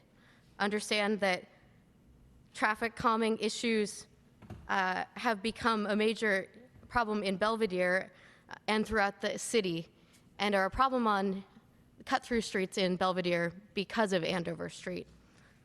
I came here last summer to ask for changes to my street, which is too wide and too fast for the residential context, after a car drove up on the sidewalk and hit a pole next to where I was walking with my 1-year-old son. I don't feel any safer today. I wanted to bring up that 4 summers ago, in August 2019, the city traffic engineer and city engineer at the time jointly shared a motion response that had a range of options for how to make Andover Street safer 4 summers ago. And that included a number of pilot projects that we could test, things like putting bollards in the middle of the street to make more of a boulevard, or maybe putting down temporary speed bumps to see what works before you make a real decision about what would work long term. That motion response had also suggested that a portion of an FY20 capital project on Andover Street to redo curb ramps might also be able to be put towards a study of traffic calming in the area. These were all great steps that could have been taken. That was 2019, and it's now 2022. So I'm here to ask again, what's the status of the ideas that came up in 2019, including that potential set of pilot projects or a study of how to slow traffic down? I think this is an opportunity, another place where Lowell could try some innovative things to address an issue that comes up all the time throughout our city. And we should be able to test something without another 4 years going by. 4 summers, 3 to 4 years. And it would help make one of the major gateways into our city safer. So I'd like to know tonight, what would it take and what will it take for us to do something before someone gets hurt? Thank you. Thank you. Any more registered speaker? Councilor Drinkwater or Councilor Leahy? Who would like to go first? Thank you, Councilor Mr. Mayor. Drinkwater? There's not too much I can really add, and I thank Ms. Gilmore for coming out to speak. There were a number of good ideas that were potential pilots that were included in the study, and some capital funding set aside to help implement those. So it has been a while since we have had the last updated motion response relative to the ideas that we could pilot on Andover, both related to speed along Andover Street, which we know is a problem, as well as certain pedestrian improvements that could be made at certain intersections and crosswalks and things like that. So any update on where we stand relative to that potential capital funding and pilots would be very helpful. Thank you, Mr. Mayor. Councilor Leahy? Thank you. I'll be brief. Same thing. If we can just find an update, I think we just hired a new traffic engineer, or we're in the process. So with your administration, so if we could revisit this along with the line striping, just give us an update where we are with that contract. So that would be appreciated. Thank you. Any other comments? Hearing none, all in favor say aye, opposed say no. The ayes have it. Motion's carry. We now go to the next motions taken out of order. Motion 12.21, a motion by myself, request city manager have proper department investigate repairs and improvements to the public roadway and sidewalks on Smith Avenue. Second by Councilor Yam. Mr. Clerk, do we have a registered speaker here? Johanna Monsalve. Good night. How are you guys? Sorry, I'm nervous. Welcome, Johanna. Don't be nervous. Thank you. Welcome again. I've been living on Smith Avenue for the past 30 years. I grew up in Lowell. I grew up on that street. My parents rented 16 Smith Avenue, and they bought the house on 22 Smith Ave. Since they bought the house, the street has not been done. There's no sidewalks. There's holes. There's kids on the neighborhood that can't ride bikes. They fall. Cars go on the street, flat tires. I have called DPW. I have come here 2 years ago, and nothing has been done. Every year, they're like, oh, we're going to do it the street, we're going to do the street, and nothing. Everybody pays taxes. They only just patch the street. That's all they do.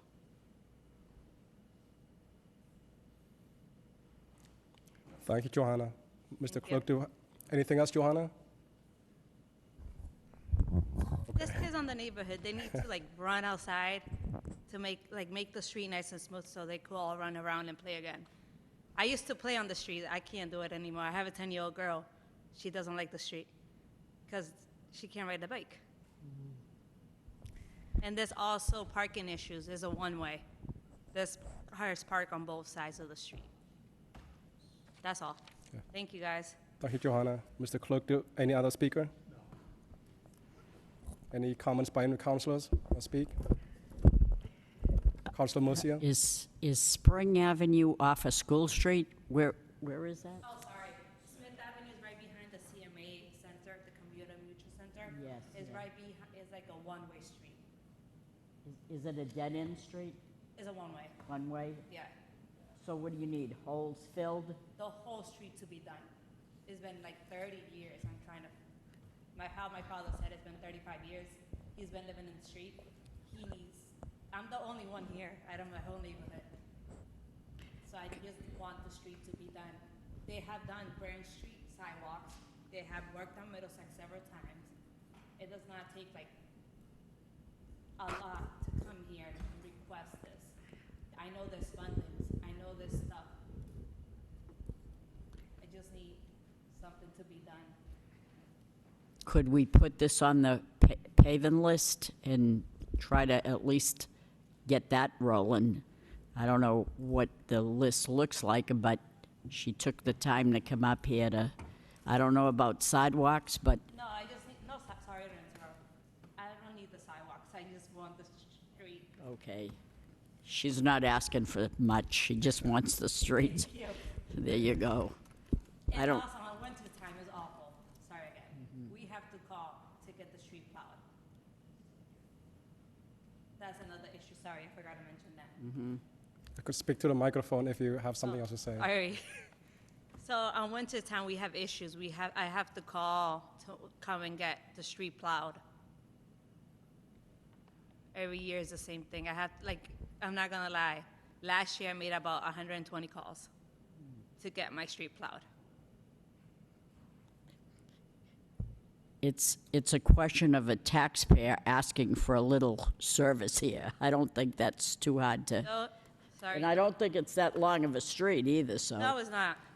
The only thing I request, pavement and be more on the street. It's a good neighborhood. There's a lot of Asian people. I love my neighborhood. I've been there for 31 years almost. I only need pavement and on winter, be on the street. Have people work on the street. That's the only two things I request. Okay, thank you, Johanna. Thank you. Councillor Yam? You. Thank you, Mr. Mayor, and thanks, Miss, for bringing it up. I know the street really well, and then I know family who live there. Yes, it's a one-way street. You start out from Middlesex Street, and then the street will lead to a Branch Street. The corner of Smith Ave and Branch Street has this red building that's been sitting there, and we have no idea what's going to happen to that building. And then nothing being done to that building for I don't know how many years. So it is a street that need attention. It's a short street, and I would urge the city to look into it. In the wintertime, it's really treacherous. There's no place to park. Everybody fighting for parking. So I appreciate you coming up and to speak, and I can, second that request. And I appreciate that, Mr. Mayor. Thank you. Okay. No other comments. There's no objection, just to add a quick description of that very, very short street. Even I couldn't find it when I was looking for the street on my Google map. And it's a city that the land forgone, it's a street that the land forgone, the time forgone, and the city forgone. So thank you for being brave and bringing this to our attention. If no other comment, all in favor say aye, opposed say no. The ayes have it. Motion's carry. Thank you, Johanna. We now go to the last motion that was taken out of order, motion 12.24. My motion requests city manager have proper department investigate traffic calming measures at the intersection of Foster Street and Princeton Boulevard. Second by Councillor Nguyen. Do we have a registered speaker, Mr. Clerk? Ken Zeller.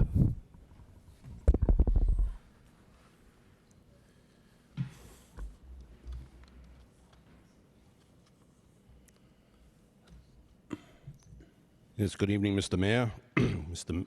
Manager, councilors. My name is Kenneth Zeller, and I live at 182 Princeton Boulevard for 50-plus years. I've been there a long time. The motion before you concerns the four-way stop at Princeton Boulevard and Foster Streets. There have been a number of issues that have come about as a result of this making of the four-way stop. First, there are operators that come inbound from the Chelmsford side. Most of them stop, but a number do not. A number of vehicles that do use the stop sign, or stop line, I should say, as a starting point for the quarter mile for a speed trial up the street to the stop sign at Stevens Street. the loud exhausts and speeds are plainly super annoying. And this happens mostly late in the afternoon into evening, as late as 10 to 11 o'clock. I'd called the traffic bureau and was told, we'll see what we can do. And I also asked for a patrol as well and have not seen anyone monitoring traffic. When the signs were placed on Princeton Boulevard, there were no advanced warnings nor any signage. I came home from work one day and they were there. I left in the morning. Princeton Boulevard was a straight through. By the afternoon, there was a stop sign in both directions. We all know people drive while distracted or deep in thought. They just plain miss the signs.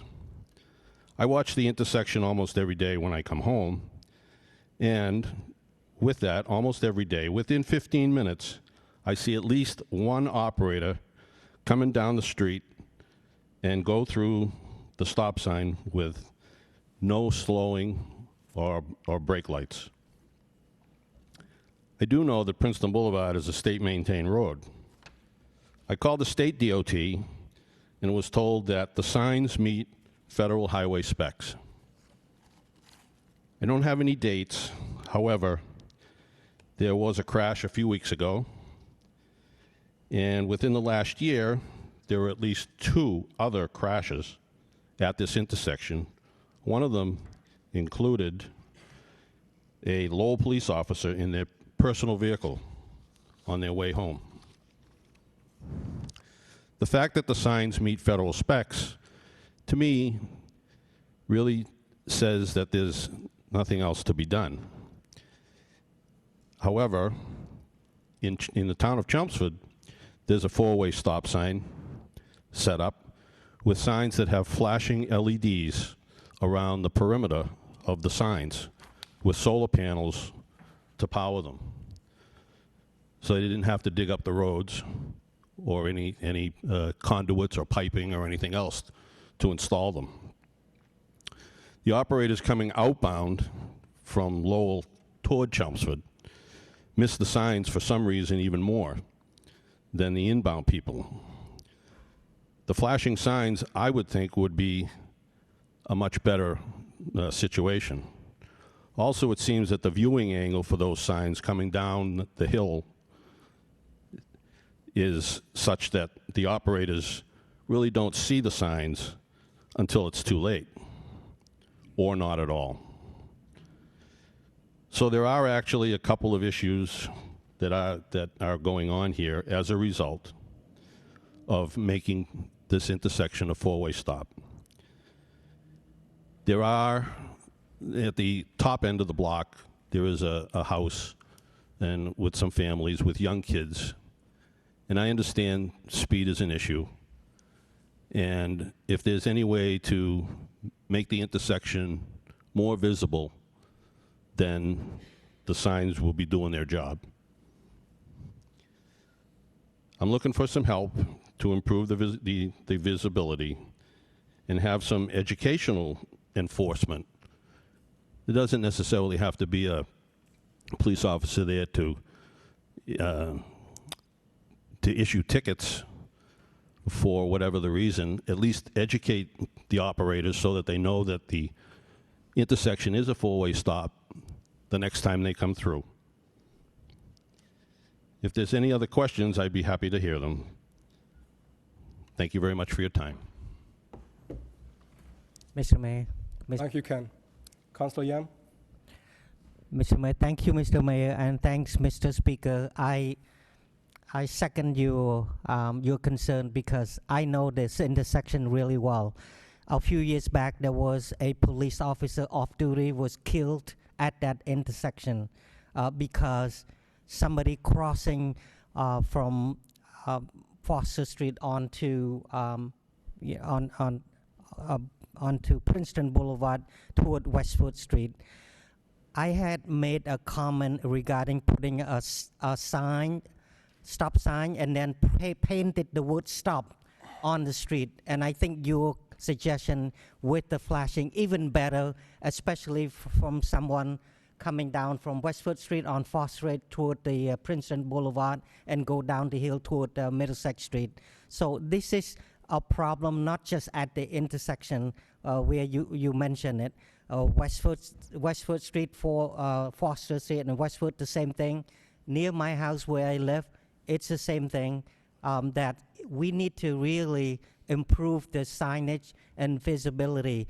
That's why I have requested that the word stop painted on where the stop sign is. So the more signage and attention for the driver, it's the better. So it's time to address it, Mr. Mayor. And thank you for you coming to speak to us. Thank you, Mr. Mayor. Thank you, Councillor. Any other comments? Councillor Rook? Thank you, Mr. Mayor. Through to the city manager. Mr. Manager, have you designated somebody on your team yet to, like tonight, there are 6 motions on that deal with stop signs, street lights, sidewalks, which are all very important. But again, we're at 8:30. Really haven't done much tonight. So is there somebody that can contact in your administration, and if that council does not get an answer to the question that they want, then they can bring a motion to the council? I mean, we're bringing people down here to speak on it, right? And I'm sure that their time is just as valuable as anybody else's. I know I brought this up to your attention, a month or 2 ago. I'm just curious if there's somebody that can be reached out for a sign, or, I saw Commissioner Byrne talking to the woman about Smith Ave or Smith Street, right? Is there a system that can put into place to avoid 90 minutes of meeting of singular issues that are important to people, right? But really don't have much to do with the overall, business or health of the city. Thank you. Any other comment? Hearing none, just briefly, I want to thank Mr. Ziegler for coming to speak on this motion. While there's a lot of motions that might not need to be spoken on or need to be discussed, like most of the time I don't really discuss the motion, but I think this is one of the time that I really appreciate your presence, Ken, for coming to speak, and I thank you for waiting to speak to the council about your concern. And the reason this is one of the few times that I really appreciate it, because you brought up a very good idea about having flashing light, because I think with the many solutions that we came up before, whether it's four-way stop sign, whether signage, something else, that probably did not work. And when you have like a casualty, a result of that, a fatal accident like that, and something that you're asking is very small compared to the solutions that the city employees might have to come up with. I don't know, I'm not a traffic engineer, but it sounds like your solution and your suggestions is very quick and very not expensive fix at all. So I do appreciate your time for speaking out, and I do think it's important sometime to listen to the people actually ask the councilors to make those motions. Thank you. Any other comments by any councilors? Hearing none, all in favor say aye, opposed say no. The ayes have it, motion's carried. Thank you. Yes, thank you very much. Let me just add, I almost felt like being back in high school. My name begins with Z, and I was the last motion. And it was that way in 1973 at Lowell High. Thank you, everyone. You and I the same, sir. My last name is Y, so Y and Z. Thank you. We finished with all the suspended motions. Now we will resume with the agenda. We'll start with 6, communications from city manager. We'll start with motion response A, motion response, centralized reporting platform. Councilor Janess. Thank you, Mr. Mayor. First, thank you very much to the manager and his team for the response. I had no idea the city had an app, so I was pretty psyched to see that. I downloaded it on my phone, and I started checking it out. Right now, it seems to have a good chunk of functionality from what my original motion was looking for. The only things I noticed that it seems to miss in terms of the the citizen request tracker link that's in there. Currently, there doesn't seem to be a way to upload a picture with a request, so if somebody isn't quite sure how to verbalize a problem, a picture could help them explain that.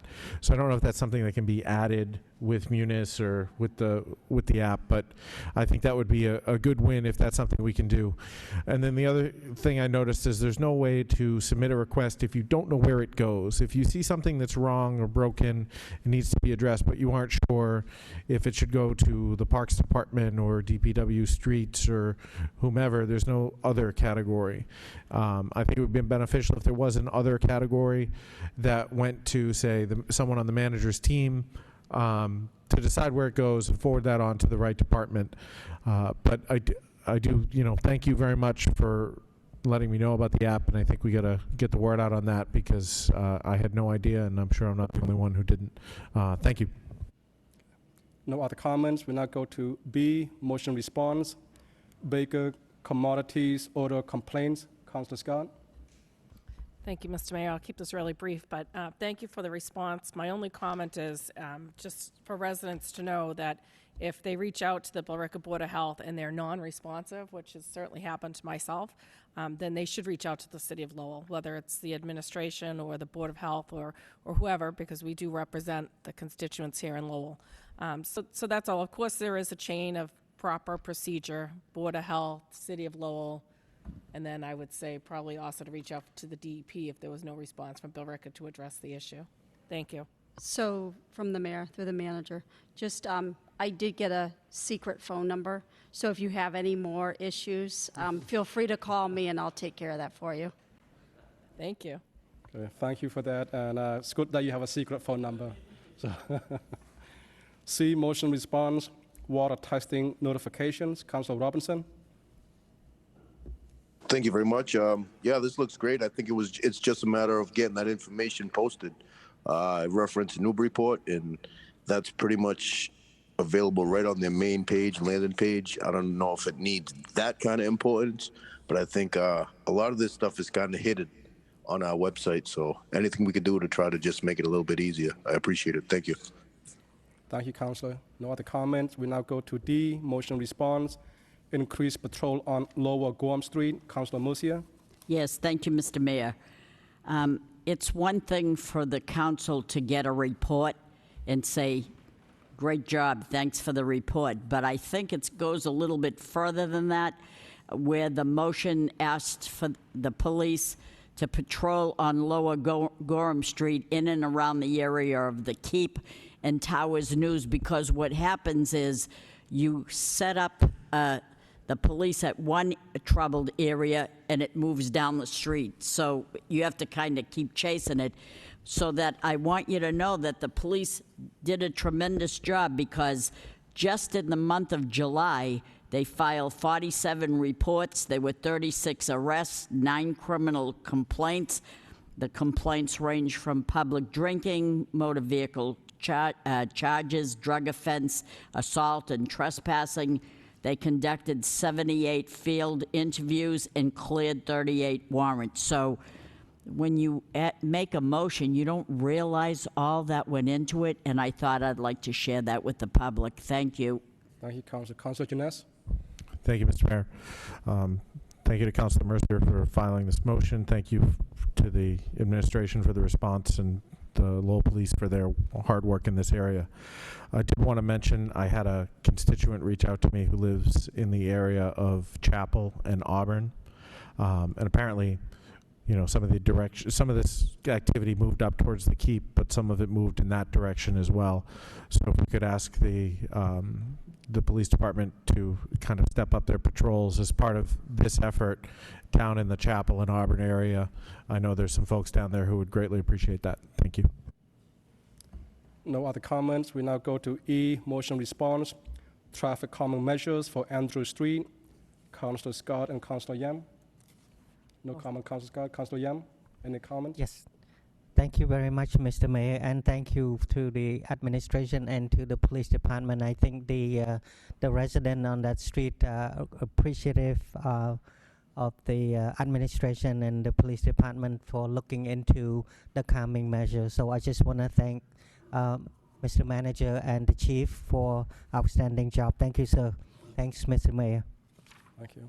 No other comments. We now go to F, motion response, beautify the streets and roadways. Councilor Musia. Yes, thank you very much. I won't get into it, but they did explain that they would love to have that done to beautify the cracks in the area of the, off the sidewalk for the growth, but someone would need to, an employee would have to go for a pesticide applicator certification license. So if we could make that happen with the understanding that you have to stay in this job for at least 2 years so you don't get that license and take off. So that'd be a good thing. And I wish there would be, please let me know if there's anybody that's interested in that. That'd be wonderful. Mr. Manager. Thank you. Thank you very much, Mr. Mayor, and through you to the council. Commissioner Byrne is here as well. We've been talking to Superintendent Cohen, and I know that there are a couple of folks as of last Friday, Commissioner, that had expressed interest in trying to get this done. It would be important to note that when someone takes this on, we may be taking that person off of other things. So this is definitely something that I believe, Commissioner, is that correct?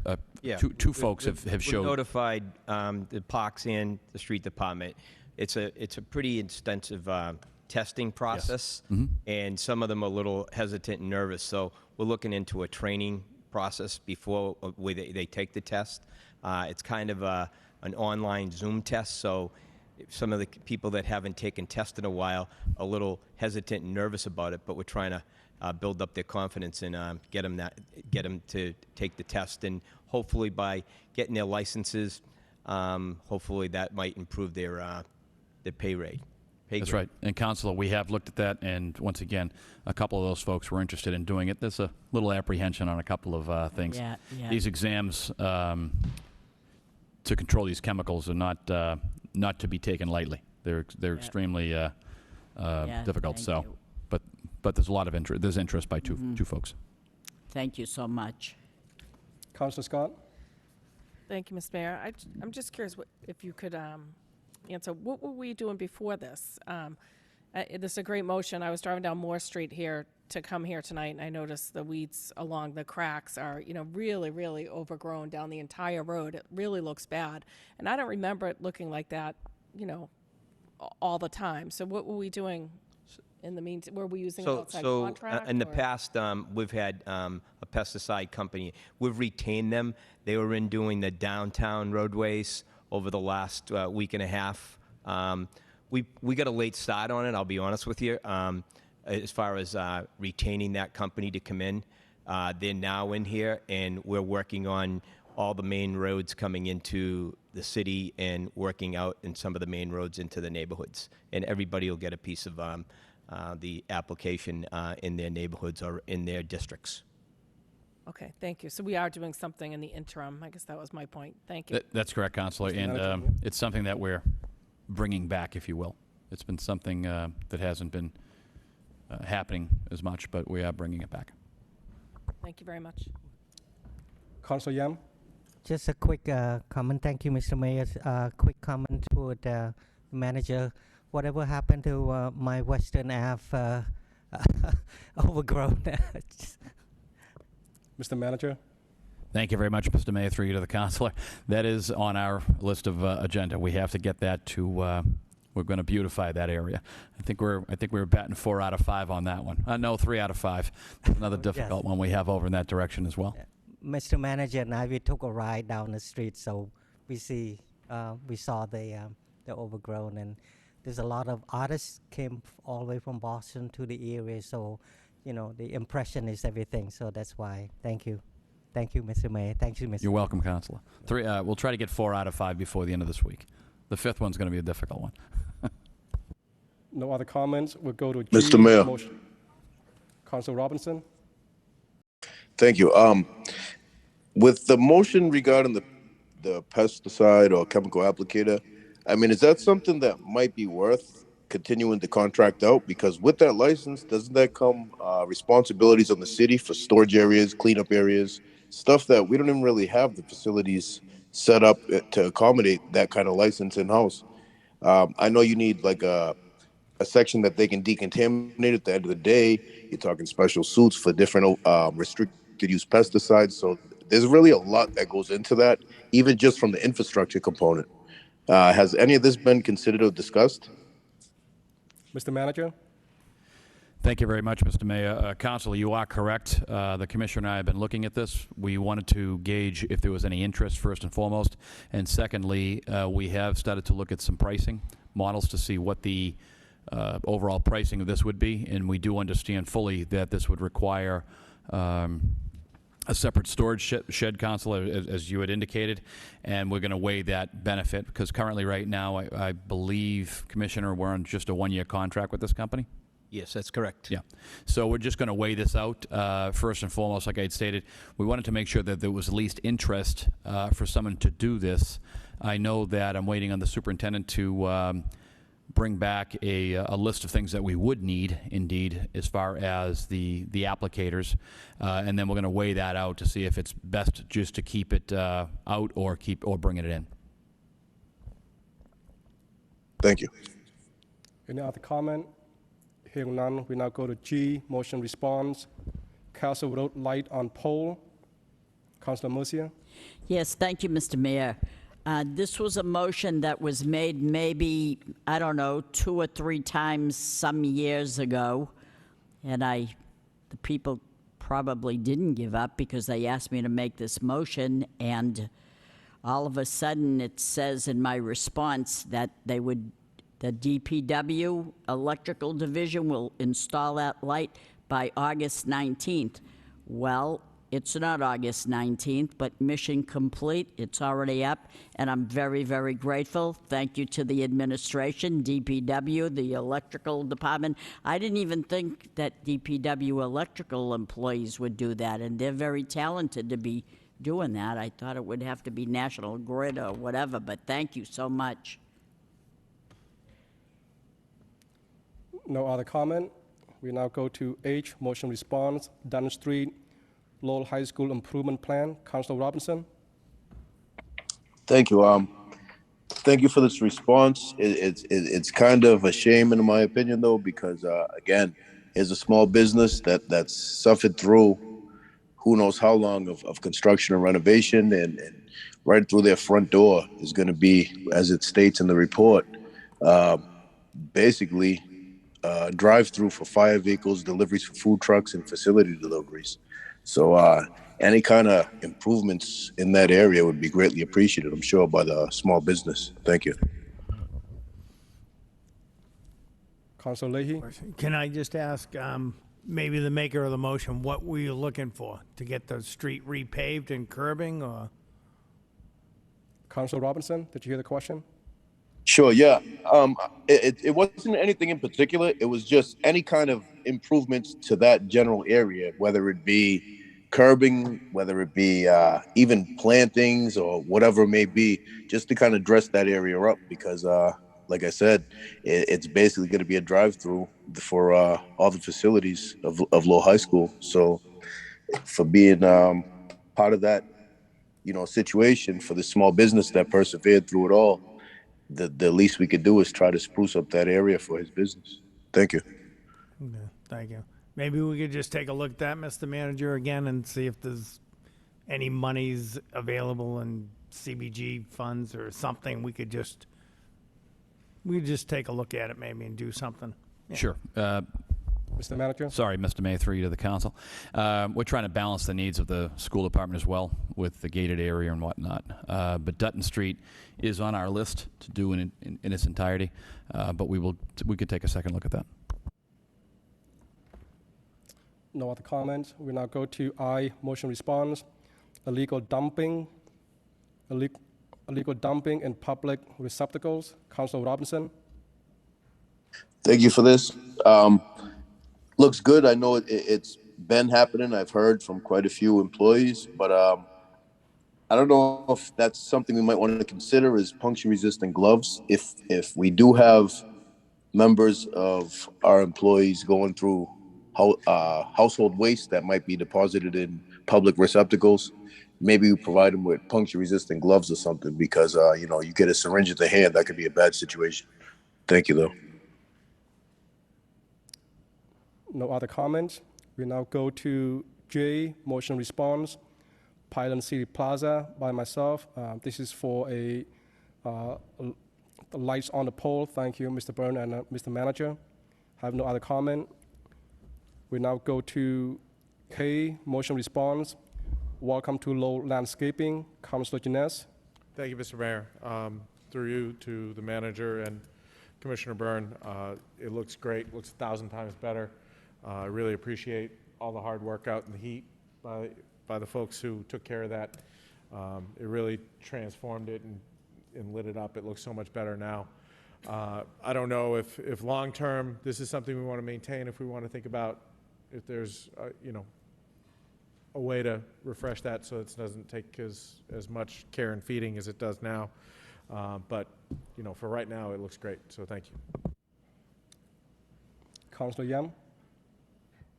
Thank you so much, Mr. Byrne. It's great looking, but along that line, I would like to maybe have the cities with the park, and then we have artist community create a word that is say Lowell, maybe on the City Hall Plaza.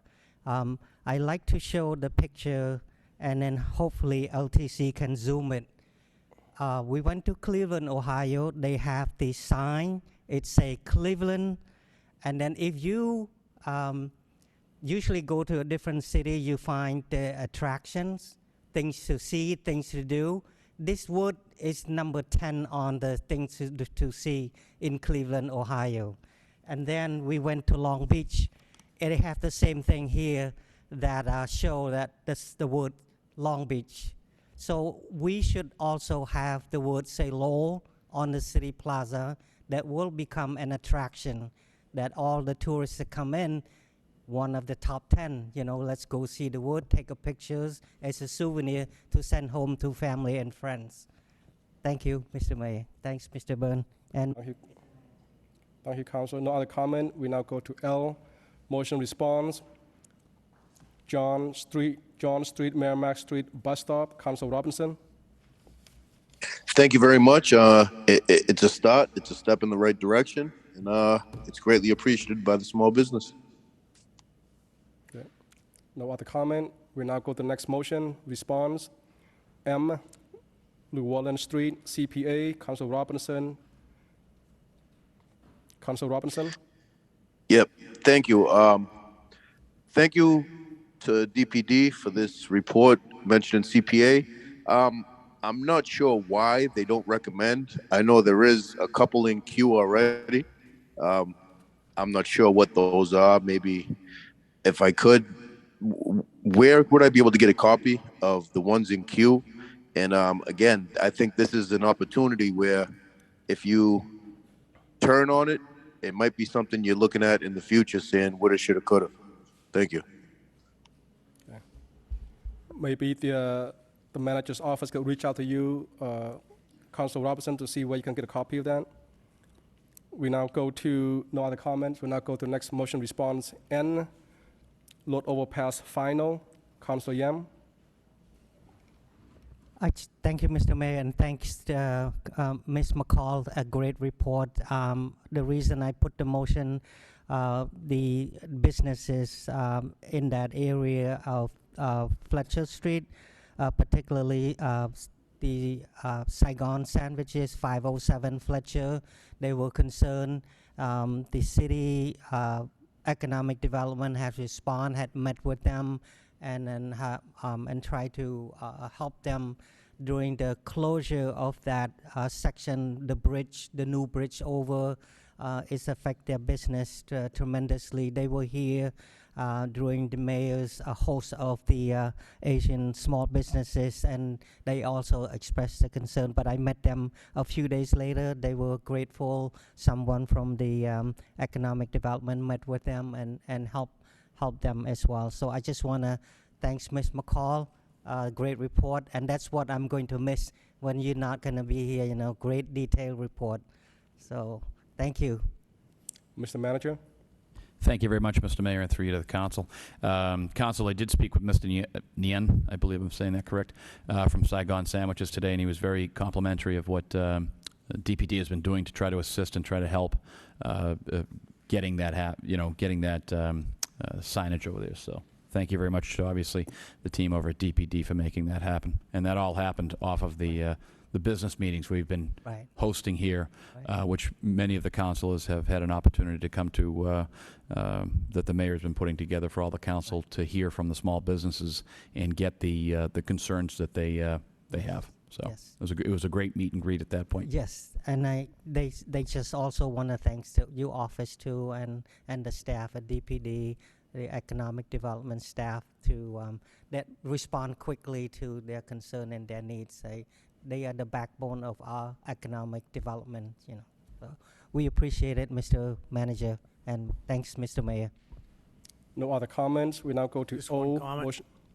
Councilor Leahy. Thanks. Through you to the manager. When the project is done, I hope it's very organized, but right now you get a lot of people up there that are stuck in the left lane and only a few cars get to turn left, and then the light lets you go straight down Appleton Street, and I'm noticing a lot of people are just shooting across, making left-hand turns, so we should just be aware. It's kind of an issue where, people just aren't paying attention to the lights anymore because they're tired of being stuck in traffic. So we should just be aware of all the crazies up there that are just turning whenever they want to, so. Any other comment? I guess we'll go with the next motion response. Councilor Leahy. All right. I shouldn't have stopped for that last comment, actually. I was on my way to O already. Motion response, no parking, Ludlam Street. Councilor Robinson. Thank you very much, and hopefully they can find location and install signs. Thank you. No other comments. Councilor Leahy. We now go to P. Motion response, rodents. Councilor Murcia. Thank you, Mr. Mayor.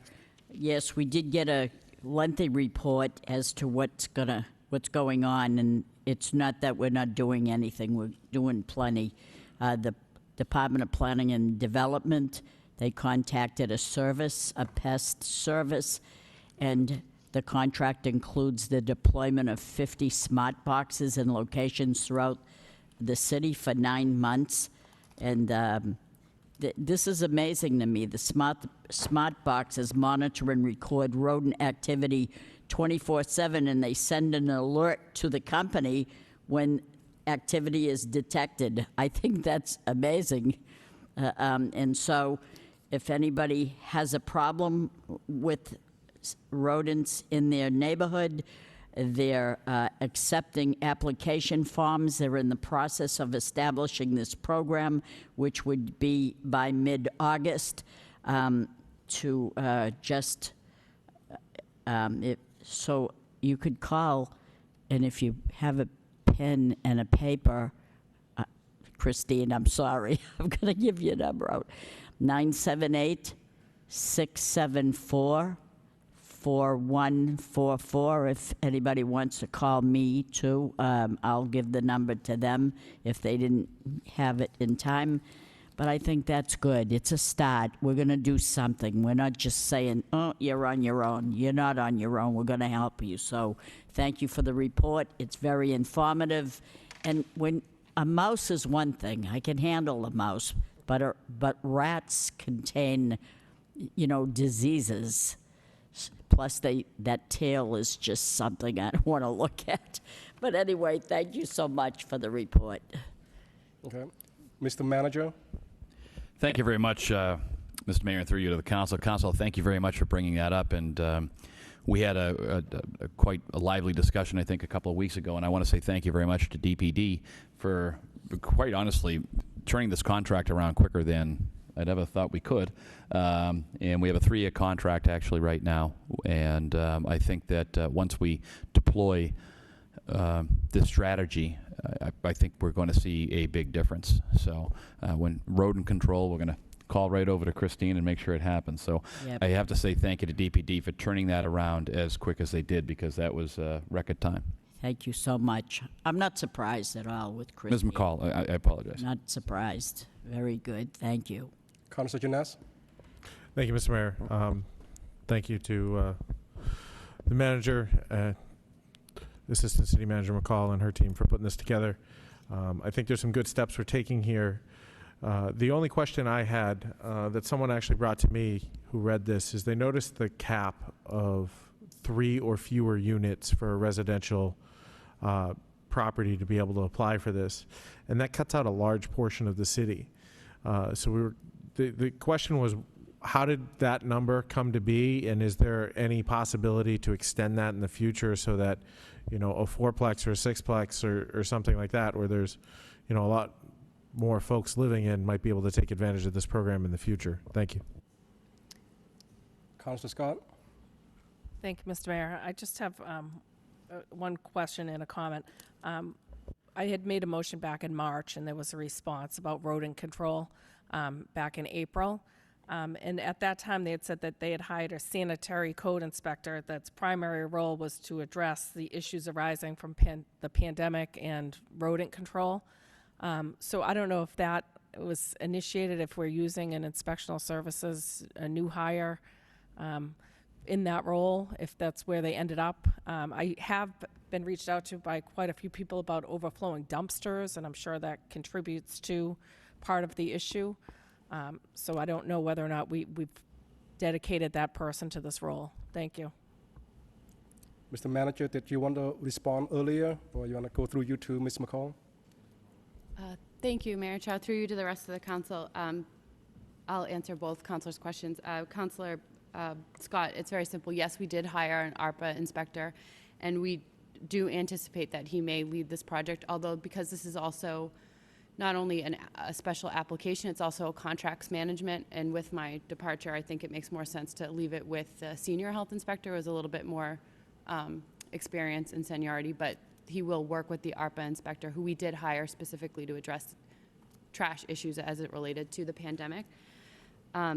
Part of this overall program is also educating all residents about how to mitigate rats. Unfortunately, rats are part of the urban community. We have to learn to manage them, and we're seeing an increase in rats and rodents in our neighborhood that's directly correlated to human activity. So we are creating guides for businesses, guides for property owners, so how to identify maybe how a rat is on your property, things that you can do on your own to mitigate the issues, because to answer Councilor Janessa's questions, we had to limit it because we only have so much money and only so many properties, and 3 and under is typically anyone with 4 or more units. It's a commercial property. They have a commercial waste management company. This is a residential program, so it's for residents who are part of our residential waste management program. And we specifically targeted residents because they were seeing an uptick in rodent and rat issues as a direct result of the pandemic, whereas households that can have a waste management contract should be held to a little bit of a higher standard. And so that was ultimately the decision. So I hope that answers both questions. Mr. Manager? Thank you very much, Mr. Mayor. So once again, as Assistant City Manager McCall had stated, we have 1,000 that are ready to be deployed, if you would, throughout the single-family world. But we also have another 50 here that are going to be smart box locations throughout the city. I don't think there'd be any reason why we wouldn't be able to work around that. But in the former life that I had, it was many times that when you run into a commercialized property, they're taking care of that pretty much on their own, or they should be. So I think that's something we could look at that as far as the other 50 that we're going to be deploying in high traffic areas, I guess, maybe, and to see how that would work for some of our, I'll say, larger tenants. But I do think that from the commercial side, it's something that I know firsthand that I've had to deal with myself, because we're a commercial property, and we really we're concentrating on the residentials. Councilor Janess? Thank you, Mr. Mayor. Through you to the city manager, I appreciate that, and I understand that. However, there is some frustration out there from folks who live in, not even large buildings, just medium-sized buildings, who already feel like as you said, they're on their own for trash removal, and now they're on their own for this too. And they're contributing through their property taxes, just like folks in single-family homes. And so, you know, there's a little bit of a feeling of being left behind here, is what I've been hearing. So I would just, you know, encourage folks to keep that in mind whenever we're extending a service like this, to realize that, you know, a large portion of the city lives in multi-unit buildings. Thank you. Through you, Mr. Mayor, to the council, that's why I really truly believe that the 50, we can look at the deployment of those to see where, because with all this information coming back on a pretty much a hour-to-hour basis, I think we're going to be able to deploy those particular boxes in locations of high traffic areas or the areas that you're talking about. And I'd gladly work with any of those groups to make sure that quells this issue. I hope it quells this issue. All right, thank you. No other comments? We now go to the next motion response, Q 133 roadwork. Councilor Mosia. This is your night, Councilor Mosia. Yes, thank you very much for the report. There is a philosophy in this city that when we have like a utility company and they open up a road, we always say to them, return it to the condition that you found it, if not better. And the city is going to do that in this area as well, because it looked to me like they were going to patch up what they dug on that street, and yet the street is made out of cement, concrete, and yet that's what they're going to do. They're going to return it to the way that it should be. So that's something I wanted to know, and that's why I'm mentioning it. Thank you. Councilor Drinkwater. Thank you, Mr. Mayor. And I know because this is a state project, we're sort of dependent on MassDOT for our updates here. And without any disrespect to MassDOT, but the information here, I would say, is maybe a little light. It really only covers the next, it was like a 5-week outlook, which really takes the updates on the project up until the end of August. I'm wondering if we can maybe follow up and just get something that looks out a little bit further to get an update on this project. One of the reasons I ask is I actually had a resident reach out to me earlier today, not necessarily because of this response, but it's related.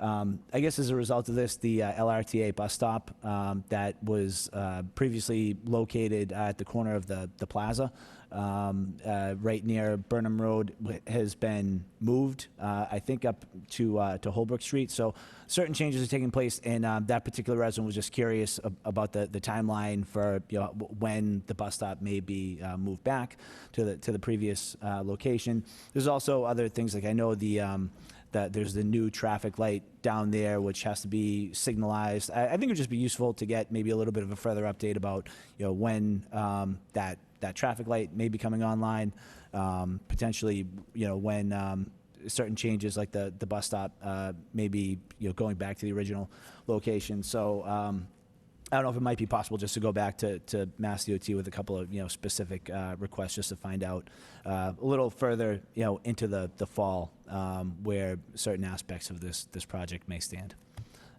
Thank you very much, Mr. Mayor. Councilor Leahy. Thank you. I'm going to take over for Councilor Getchia since he's not here, but Councilor Drinkwater's right. This is very light. It's getting dangerous down there. You go by, they have 2 people working. It's been going on for way too long. And, you know, the way that road narrows down, you have people turning into the bank or Walgreens, or trying to go straight, trying to go down River Road. It's getting dangerous. And they really need to be responsible for that. So if we can get an update by the next meeting, or have someone here at the meeting to tell us when the project's going to be done and what they're doing to make it safe. Even the last sentence, you know, they were going to plant trees in August of 22, and now it's been put off till spring of 24. I mean, something went wrong there, because I thought they would have said they're going to plant the trees next spring, but 2 years? So if we could get someone here to address the council, that'd be even better. Thank you. No other comments. We now go to the next motion response R, depreciation schedules, capital asset with attachment. Councilor Nguyen. Thank you, Mr. Mayor. I appreciate the report, the depreciation schedule report from CFO Baldwin. I was wondering if you can provide us the a list of assets, that need to be replaced or repaired, and also give us a timeline for that, when it need to be repaired and the costs associated with it.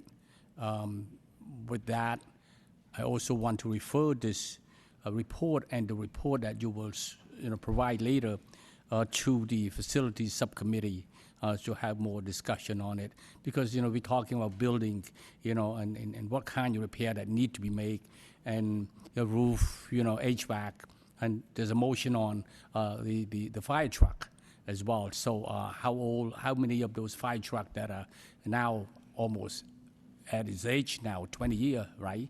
The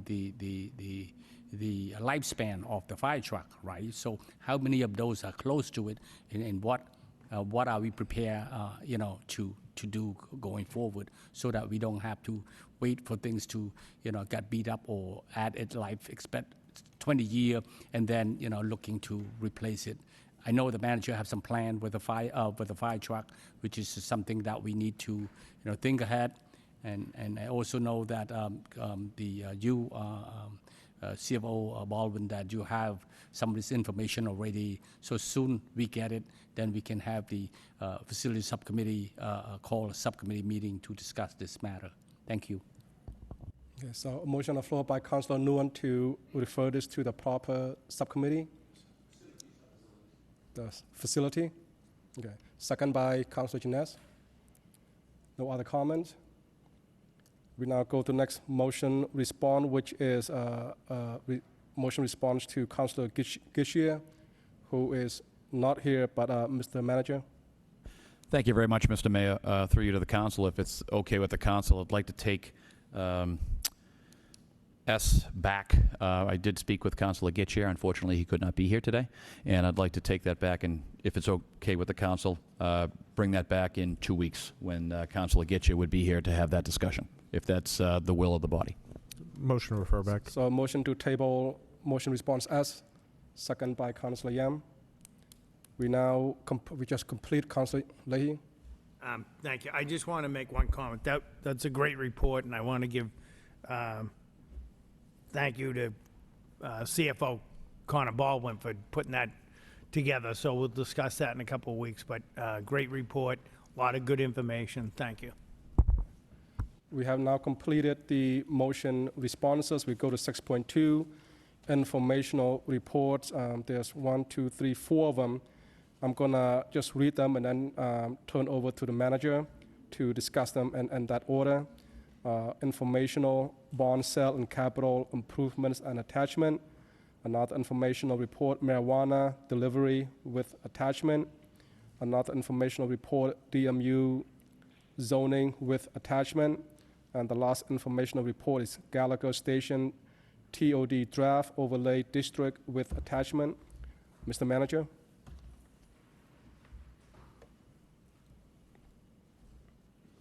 Okay, through Mr. Manager to Mr. Baldwin. Thank you very much, Mr. Mayor. The informational item on the recent sale of municipal bonds is to inform the council of, one, the sale, which funded a number of very critical capital projects, the high school being the largest single component of the bond, but other very important capital projects as well. Also to point out that we're in a very tight rate market, so we got a great rate on the bond that we sold, 3.543%. And this sale was accelerated. We typically sell bonds later in the fall, in September, but we had some information from our financial advisors about the action from the Fed, the Federal Reserve, most recently.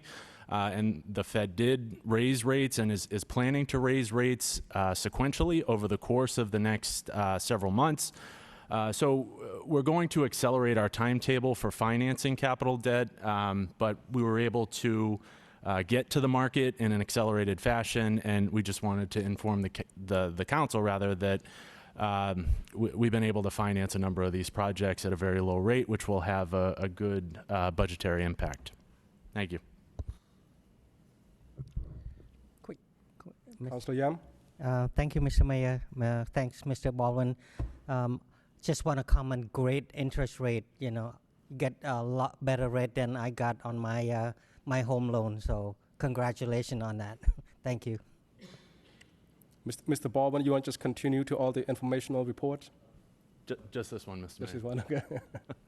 If I may just make one more comment. Included with the informational item is a copy of the credit report.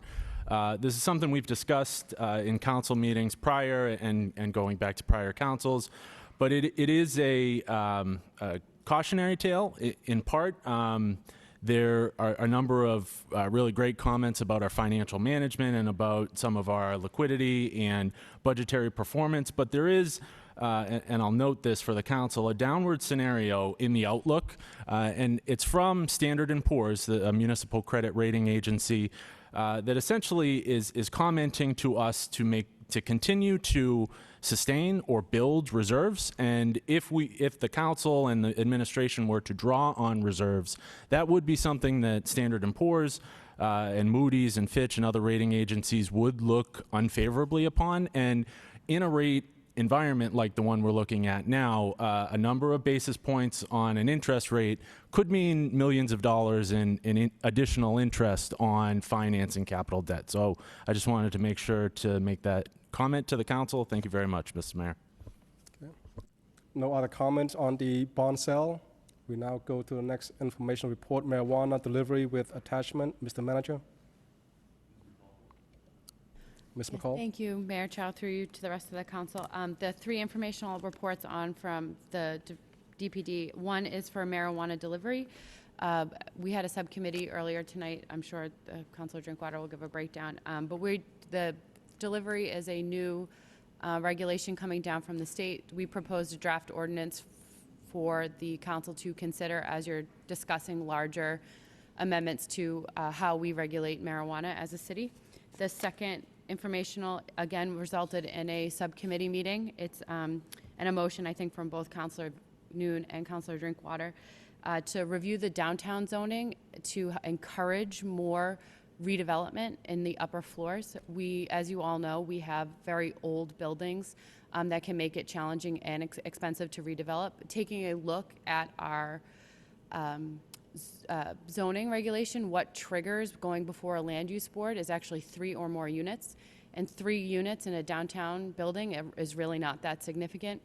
We do want to be mindful of larger scale development, so we did cap allowing by right development for up to 10 units for your consideration.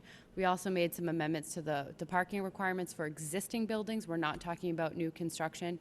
The council has had a history of being very forward-thinking about constructing public parking. We should take advantage of it and encourage redevelopment and investment in our downtown. We also have a parking study that shows that, you know, additional residential units can be supported with our existing parking. We don't have to build any more parking. And so this is just for the council to consider as we looking at increasing housing options in the city.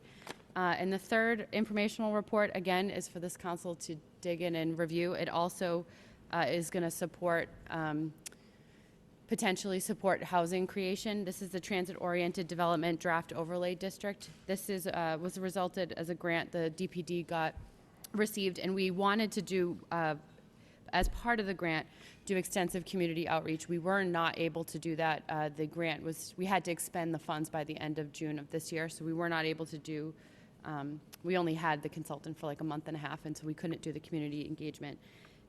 As the council is aware, the state passed new multifamily zoning requirements for all MBTA communities.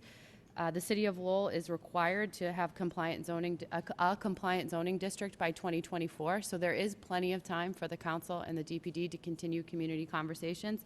So this is a draft TOD plan, and this is just the proposed zoning ordinance.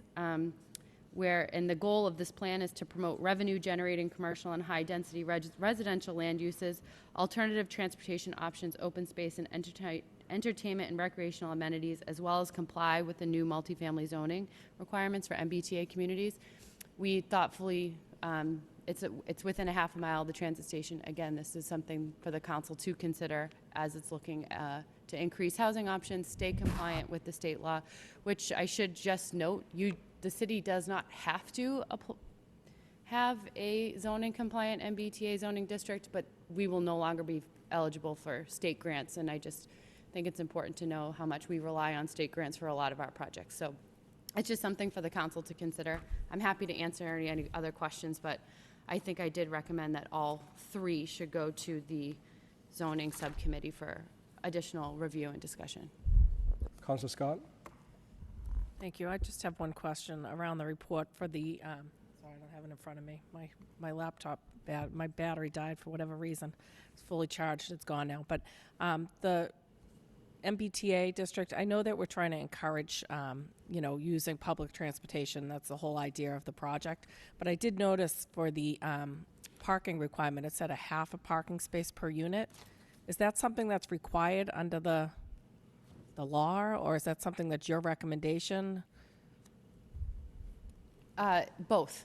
So within a half mile of the transit station, we do have an opportunity, I think, to coordinate and collaborate with the LRTA. I encourage you all to go check out the parking garage. There is a very significant parking garage there that's two of them actually, and one is 100% not used. And it's, so I think there is a real partnership that could be developed between the city and the LRTA to take advantage of that, to create more dense housing. And if we're going to be creating more dense housing around a transit station, we don't want people to drive cars. So we want to make sure there's equal investments in the pedestrian and walk spaces, but that you're getting people who will not need a car. And so we don't want to have a higher parking requirement. But part of the law does require that there be certain you're not allowed to say, oh yeah, we'll allow this many units, and you have to have 10 spaces per unit. So this did try to balance both. Right, and I understand the intention of it, but my concern is the reality is even when people don't drive their car, they still usually own one or share one car. Well, I guess that would be the one half if it was a shared vehicle, but I'm just still worried about the overcrowding on the streets that we hear from residents all the time. Parking issues. I don't disagree. I think it's going to be a challenge for the city to comply with this, but I think it's an opportunity to make investments in the physical space for where pedestrians will be so that they'll want to walk. And then, this is a corridor that can be connected to the downtown so that it can be part of this whole walkable district. I also think, there could be opportunities with the new transportation engineer and with our new parking kiosk system to implement some parking management strategies that were outlined in our parking study that will help us better manage on-street parking, because it is a city asset that I think is highly underutilized, and that we could, implement some strategies to better utilize it so that we can support new development, but then also not overcrowd our streets and make sure that people who want to have a car can have a car. Thank you.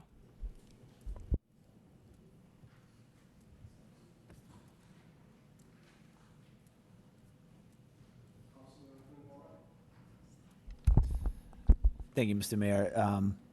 I just wanted to make a motion to, consistent with the recommendations that are included in these reports, to refer them to the appropriate subcommittees. So for the marijuana delivery, move that be referred to the cannabis and zoning subcommittee.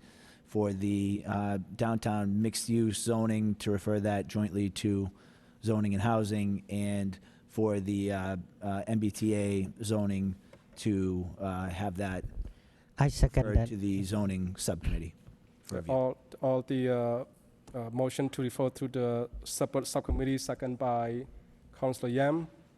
Any other comments? Councilor Jines? Thank you, Mr. Mayor. Thank you for these reports. I think there's a lot of good info in here, and I look forward to the discussions with the subcommittees to move this stuff forward. I'm particularly excited about the downtown mixed-use zoning changes. Thank you for that. I think that could unlock some redevelopment of existing space that we've been talking about for a long time. So I think that's important, and I'm anxious to see that move forward, as well as the transit overlay district. I think there's some wins that we can have here.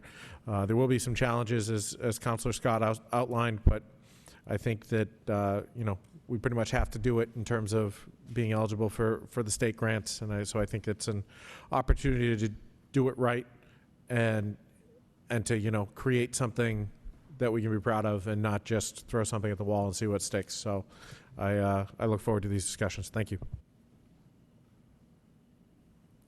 Any other comments? Hearing none, that complete the informational section. Now I need a motion to accept and place on file by Councillor Mercia. Do you want to say something? Or you Yes, wanna- after you Okay. take a vote on. Placed on file by thing Councillor on- Mercia, second by Councillor Nguyen. All in favor say aye, opposed say no. The ayes have it. Motion's carry. Councillor Mercia. Yes, Mr. Mayor, thank you. May I interject one of my favorite council words, the word bundle? Could we bundle 7.1 to 7.4? These are votes. Second. Second by Councillor Nguyen. These are the votes from the city manager. I'm going to read them all at one time. And even this bundle, the councillors are welcome to make any comments afterward. 7.1, vote, accept, expend $467,422 FR CARA grant. 7.2, vote, authorize manager execute annual action plan FY 22-23. 7.3, vote transfer funds for legal professional costs, law. 7.4, vote transfer funds for poll worker pay elections. Any comments by any of the councilors? Councilor Janess? Thank you, Mr. Mayor. I just wanted to thank the administration for moving quickly on 7.4. I already have gotten feedback from a neighbor of mine who's been working elections for quite a while. I was very excited to see this on the agenda tonight, and I hope that us passing this will help the elections department staff up for the coming elections in September and November. I know they're short a bunch of poll workers right now, and hopefully this gives them a tool to be able to fill those positions so that we can have this election go off as it should. Thank you. Councilor Nguyen? Any comment? Thank you, Mr. Mayor. I just want to comment on the, actually on the home housing rehab appropriations. I think this is a great project. I'm not sure many people know about it. Really, you go help people who are eligible for it, especially the low income and the moderate income people. But, loan defer until they sell the house, which is awesome. And this is way to improve their living standard, in the community. I would urge the administration to do more of outreach, through various social medias or nonprofit, about how does one qualify for this program. I mean, I'm sure it's going to be a whole bunch of people would love to utilize this. That's one thing. The other things that I have a question on is Boston Capital. Is that like a corporation? They got like $250,000 to do what? Through you, Mayor Chow. Mr. Manager, to Ms. McCall. To the council. That is, Boston Capital is the company that purchased the existing Merrimack Valley Food Bank project. And they are, so the Merrimack Valley Food Bank, the council, remember, you all approved a license agreement to support the Daily Group having move their parking facilities from Middlesex Street to Mount Vernon, and that was one piece in a very large puzzle to support the Merrimack Valley Food Bank to sell their existing property, which is not conducive to their operation, so they can move to Middlesex Street. And so they are now selling their existing property to this group called Boston Capital, who specialize in affordable housing. And in this neighborhood, they're targeting families. They are fully permitted through our land use boards. They approached the city last year to use home funds to help with construction, and I would argue home funds are better used for the construction of new affordable units rather than some of the other programs that we have, but we've been working with Manager Golden. In the future, to your point about outreach, is like how can we do better moving forward and how do we better leverage these funds? So Boston Capital came to us. They are applying for the one-stop through the state to support their affordable housing development. And so it is required to have a match from the city. Chris Maris is here. He may have the total unit count, but I believe it's almost 40 to 50 affordable housing units, and that's what that money will support. How many? I believe 30 or It's 53 affordable units. 53. Yeah. So they're constructing. So it's actually quite a lovely project. It's a reinvestment of a historic building. It's going to be a lot of brand new. It's going to improve the site, and then it's also creating 53 affordable housing units. And we've also had early conversations. I'm blanking on his name, but Rich, his last name, he's been great to work with. He's been coordinating with CTI to see if they can carve out units for a deep subsidy to help some of our other low-income houses. It may not be possible, but he's having those conversations. So we're hoping maybe we can carve out 4 to 5 units for a deeper subsidy than the traditional AMIs of low to moderate income families, units that we build with home funds. All right. Thank you. Thank you, Mr. Simmons. No other comments. Need a motion to adopt by Councillor Yam, second by Councillor Rourke. Mr. Clerk, roll call, please.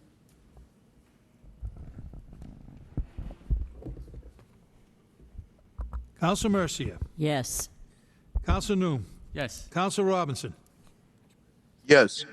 Council Rourke. Yes. Council Scott. Yes. Council Yem. Yes. Mayor Chow. Yes. Council Drinkwater.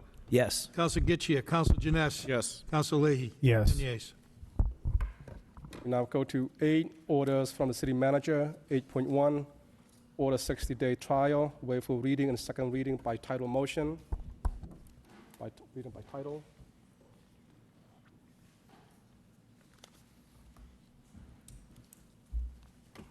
City of Lowell and City Council order pursuant to Chapter 266 of the Code of Ordinances, City of Lowell, Massachusetts, concerning Section 266-6, thereof entitled Temporary Experimental Regulations.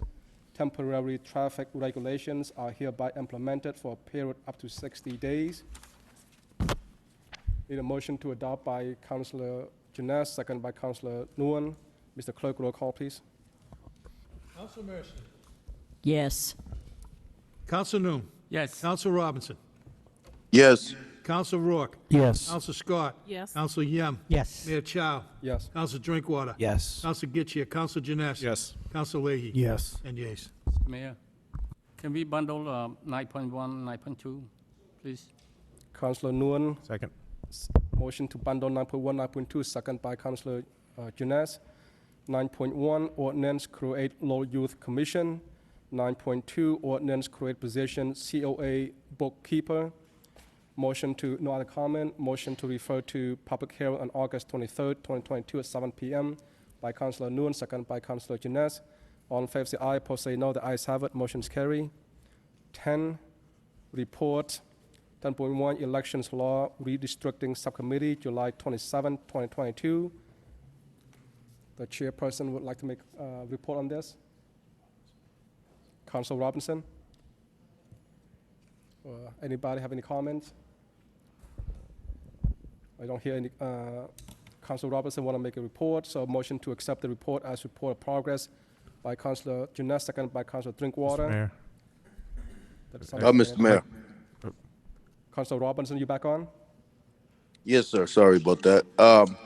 Yeah, I would just like to say, first and foremost, thank you to the newly hired Mr. Pappas. Our subcommittee met. I don't actually have the minutes with me right now, but some of the things that was definitely a positive to me is we increased from 11 to 13 polling locations. Informational outreach is starting to begin now. As far as polling locations for people, they can go on to the Secretary of State's website. That's all updated currently. with new wards and precincts due to the census. It's been a blessing. I mean, we've come a long way from where we were about 6 months ago, even. And so I'm very much looking forward to working with this election commissioner as well as his team. And again, something that was mentioned earlier, which I think is another benefit, we're increasing the pay rates. And so something that stood out to me is youth age 16 with working papers are eligible to work polls. And I think that's a great way to get some of the younger people in the community engaged with civics. And so I know Lowell Public Schools is well aware of this. A lot of the community, CBA, CMAA, CTI, I know they've expressed a willingness to help and partner up to get some people interested into polling workers. So I think we're headed in the right direction, and I think we're making people, well, allowing people the opportunity to vote in their district, and we're not sending people all over the place. I just think currently we need to really focus on getting this information out in a timely manner, because in some neighborhoods, their polling locations have changed as many as 6 times in the past 10 years. And so now we have something pretty concrete. I think it's our responsibility collectively to really get this information out there. Are you all set, Councilor Robinson? Yes, thank you. Councilor Janess? Thank you, Mr. Mayor. First, thank you to Councilor Robinson for the update. I appreciate it, and I read through the minutes, and I just had a couple of quick questions. One of which was the notification postcards that have to go out to people whose voting location has changed. Have those been sent? I'm asking because I know my polling location has changed. I haven't received one of those yet, and I know there's a statutory deadline in there somewhere, and I just didn't know where we were in that process, and if people should be expecting those soon, because the primary is not too far away. Mr. Manager? Thank you very much, Mr. Mayor, through you to the council. Those have not been sent to my knowledge. However, the Secretary of State's website is finally up and running appropriately, so that's all been changed. So I will check in with Mr. Pappas tomorrow to find out the date, and if it's okay with the council, I will shoot everyone an email, let them know when that will indeed happen. Okay, thank you. I appreciate that. And then the other question I had was just about the shortage of poll workers and where we're at and how we're looking in terms of being able to hire enough people. Obviously, the increase in polling locations means more bodies to work the polls. And as we talked about, the increase in the pay should help with that. But I'm just kind of wondering where we are. Are we on track? Are we about where we expected to be? And if we are short, where are we in terms of a contingency plan? Just in case, I just don't want to see, we're responding to the request that was heard loud and clear from the community that they wanted more voting locations.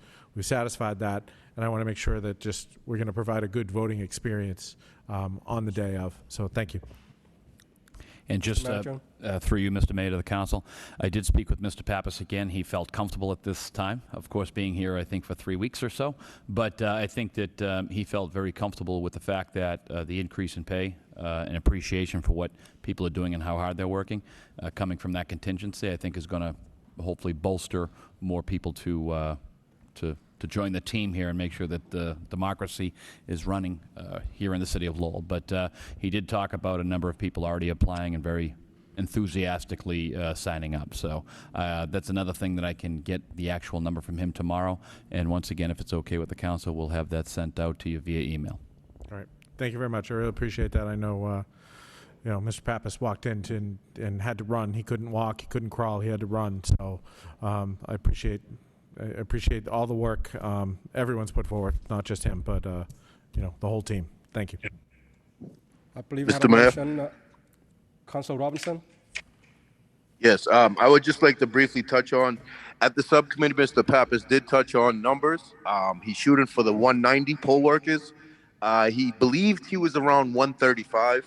So we're about 60 shy, and he hadn't even really begun the outreach into Lowell Public Schools and different organizations. And he seemed very confident that he'd be able to get to that number that he's looking at. In addition to that, he also did work with the administration, I believe, to make it easier to become a poll worker for some people in the community. So he lifted some hurdles that existed that, in his professional opinion, he expressed no other community did. So again, for everyone watching at home, anyone that's interested, we would love for you to join us as partners and become a poll worker. If you're interested, please get in touch, because early voting, I believe, starts August 27th, and we'll be going right into it with the state elections coming up. So thank you. I believe we had a first and second to adopt the report of progress already. All in favor, say aye. Opposed, say no. The ayes have it. Motion's carry. We now go to 10.2, the Cannabis Control Subcommittee of August 9, 2022. Councilor Drinkwater. Thank you, Mr. Mayor. Earlier this evening, the Cannabis Control Subcommittee met. Present at the meeting were subcommittee members, Councilor Leahy, Councilor Robinson, as well as Councilors Noon, Mercier, and Scott. Presenting for the city were Assistant City Manager and DPD Director Christine McCall and Chief Financial Officer Connor Baldwin. The purpose of the meeting was to discuss three motions that were referred to the subcommittee. The first relating to the status of cannabis delivery businesses within the city. The second relating to revenue, and particularly revenue that has been directed into the Municipal Stabilization Fund for infrastructure. And third was a discussion relative to lifting the current cap on recreational marijuana dispensaries within the city, which is currently limits those establishments to 5. Relative to the first item on the agenda, delivery, some information was given. We just discussed at the full city council a few minutes ago a draft ordinance that would allow delivery businesses to locate within the city. One important thing that came up and to note is that these licenses for delivery businesses will be offered by the state, and whether we act or not, delivery businesses that are located in surrounding communities will be able to make deliveries to residences within the city of Lowell. The question really before the council is whether to allow such businesses to locate within the city, which would allow us to realize the revenue. But there will be businesses that are able to deliver within the city regardless. So that motion, there was some discussion on that, knowing that it would get referred back to the committee for further discussion now that there's a draft ordinance for consideration. Relative to the discussion around lifting the cap on existing retail dispensaries that are currently licensed, there was some background given to previous city council decisions to limit the number of those businesses to 5, which there are currently host community agreements in place for all 5 of those, 4 of which are currently operating. There was some background given to the fact that there were also stipulations in the zoning code for where such businesses could locate and the time, place, and manner for which they're able to locate. So there was some time spent discussing the fact that if there is a will of the city council to expand the number of businesses that are allowed to locate within the city, lifting the cap by itself may not be sufficient. There may need to be changes made to the zoning code to expand the number of places or zones where those types of businesses are allowed. I think the reason that this discussion was before the subcommittee was because we have now had the chance to see how these businesses operate. We've had the experience of having marijuana dispensaries within the city. We've had to see what kind of revenue we've had a chance to realize, as well as the impact on the community. And I think it's fair to say that the revenue, which I'll get to in a second, has been significant, and the actual impact on the community has not really. It hasn't resulted in some of the concerns that I think were present before these businesses were located here. So there was a lot to consider. no action was taken by the council to act on anything relative to lifting the cap, but I think warrants further discussion, both on the number and any potential zoning changes that would be needed to expand the number within the city. Finally, CFO Connor Baldwin gave a brief update on the revenue that's being realized by the city as a result of the existing businesses, which includes the 4 retail establishments operating, as well as a number of cultivation businesses. Just in the last fiscal year, through the 3% marijuana local option excise tax, the $512,000 and change realized with the HCA 3% community impact fee was $876,000 realized, and into the municipal stabilization fund, specifically for building infrastructure.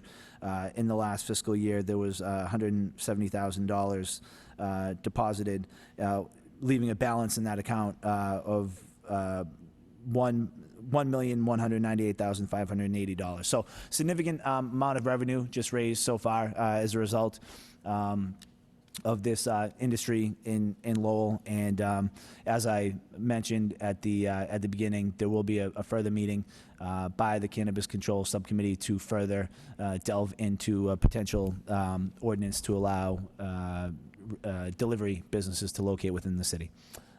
That's all I have, and would welcome anyone else to contribute who is at the meeting. Thank you, Mr. Mayor. Thank you, Councillor. Any other comments? Councillor Rourke? So I apologize for missing the cannabis meeting. So with regards to the cap and lifting, as of right now, the motion has been accepted and there's no further activity on it? That was correct. There was no action taken at the subcommittee to lift the cap. As I had mentioned, I think part of the reason was that I think before taking such an action, I'll just say, probably in the opinion of the chair, it would make sense to do so while looking at the current, where it's allowed under the current zoning code, and also, as was referred, the time, manner, and place. So if the will really is to allow the number of establishments to expand, it probably makes sense to look at those two issues in tandem. And approach it in that way. So certainly can continue meeting on the topic, but no action taken at this meeting. I would certainly be in favor of that, Mr. Chairman, Mr. Mayor. I don't think we should just let this sit and go away. I think that it has showed to raise a good amount of money for the city, as well as the programming that Council News motions from years ago has addressed. So I don't know if we want to do it again at a cannabis subcommittee, or if we want to go to a zoning or whatnot, but I would just look forward to moving it forward in some direction and not letting it just sit. So thank you, Mr. Chairman. Thank you, Councillor. I think when we take a vote to accept the report of progress, that would also allow us to adopt the vote that was taken in the subcommittee as well. Oh, I apologize. So there was a vote? There was a vote. I'm sorry, Mr. Mayor, there was no vote taken at the subcommittee to act on the cap. And I'll say, I mean, I agree with Councilor Rourke that this is a good goal to work to allow to this industry to expand. But like I said, I think it was the belief of the subcommittee that more discussion was needed around the zoning aspect. So I agree that we should continue working towards that. And if there's a specific motion that would keep that ball moving forward, happy to act on that. But there will Thank be you for clarifying future that, meetings. I would make a motion, Mr. Mayor, to maybe have zoning and cannabis meet together to discuss any concerns and any kind of proposed ordinance that, to go over it at the same time. But I really think that we're losing out by not looking at this, more carefully and so I'll leave it at that. If we maybe to a zoning and cannabis subcommittee. Okay, so you want to make a motion to have a subcommittee meeting with the zoning and the cannabis together. Second by Councilor Scott. All in favor say aye. Opposed say no. The ayes have it. Motion is carried. Any other comments from the subcommittee report? Hearing none, need a motion to accept the report as a report of progress by Councilor Leahy, second by Councilor Robinson. All in favor, say Councilor Mercia. Did you finish that order of business? Oh, let me just finish this one. I thought you have a comment on that particular one. All in favor, say aye. Opposed, say no. The ayes have it. That motion is carried. Councilor Mercia. Yes, thank you, Mr. Mayor. My favorite word again, bundle. I love that too, 11.1 to 11.4. Could we do that? Second. Okay, by Mercia, second by Councilor Nguyen, to bundle 11.1, 0.2, 0.3, and 0.4 to refer to the public hearing on August 23rd, 2022 at 7 p.m. by Councilor Mercier, second by Councilor Nguyen again. All in favor say aye, opposed say no. The ayes have it. Motion is carried. We now go to 12, Section 12, City Council motions. 12.1, Councilor Mercier requests City Manager have proper entity light up the John Cox Bridge in purple in recognition of Overdose Awareness Month, August, during the week of August 24th to the 31st. Second by Councilor Nguyen. Councilor Mercier. Mr. Mayor, through you to the city manager, I don't think the city is responsible or has anything to do with the bridge lighting up, but is it the National Park Service or whatever? I don't know, but, because I made a motion one time about. It's no big deal, but anyway, so I don't know who we ask, but if we could have permission to have it for that week to light up purple, I think that would be respectful for that is their symbolic color for overdose awareness, and that is the day that they internationally honor that and remember those that have died through overdose. So I don't know who is responsible, National Park. Mr. Manager. Mr. Mayor, through you to the council, I had Ms. McGovern look at this. Ms. McGovern, could you respond to that?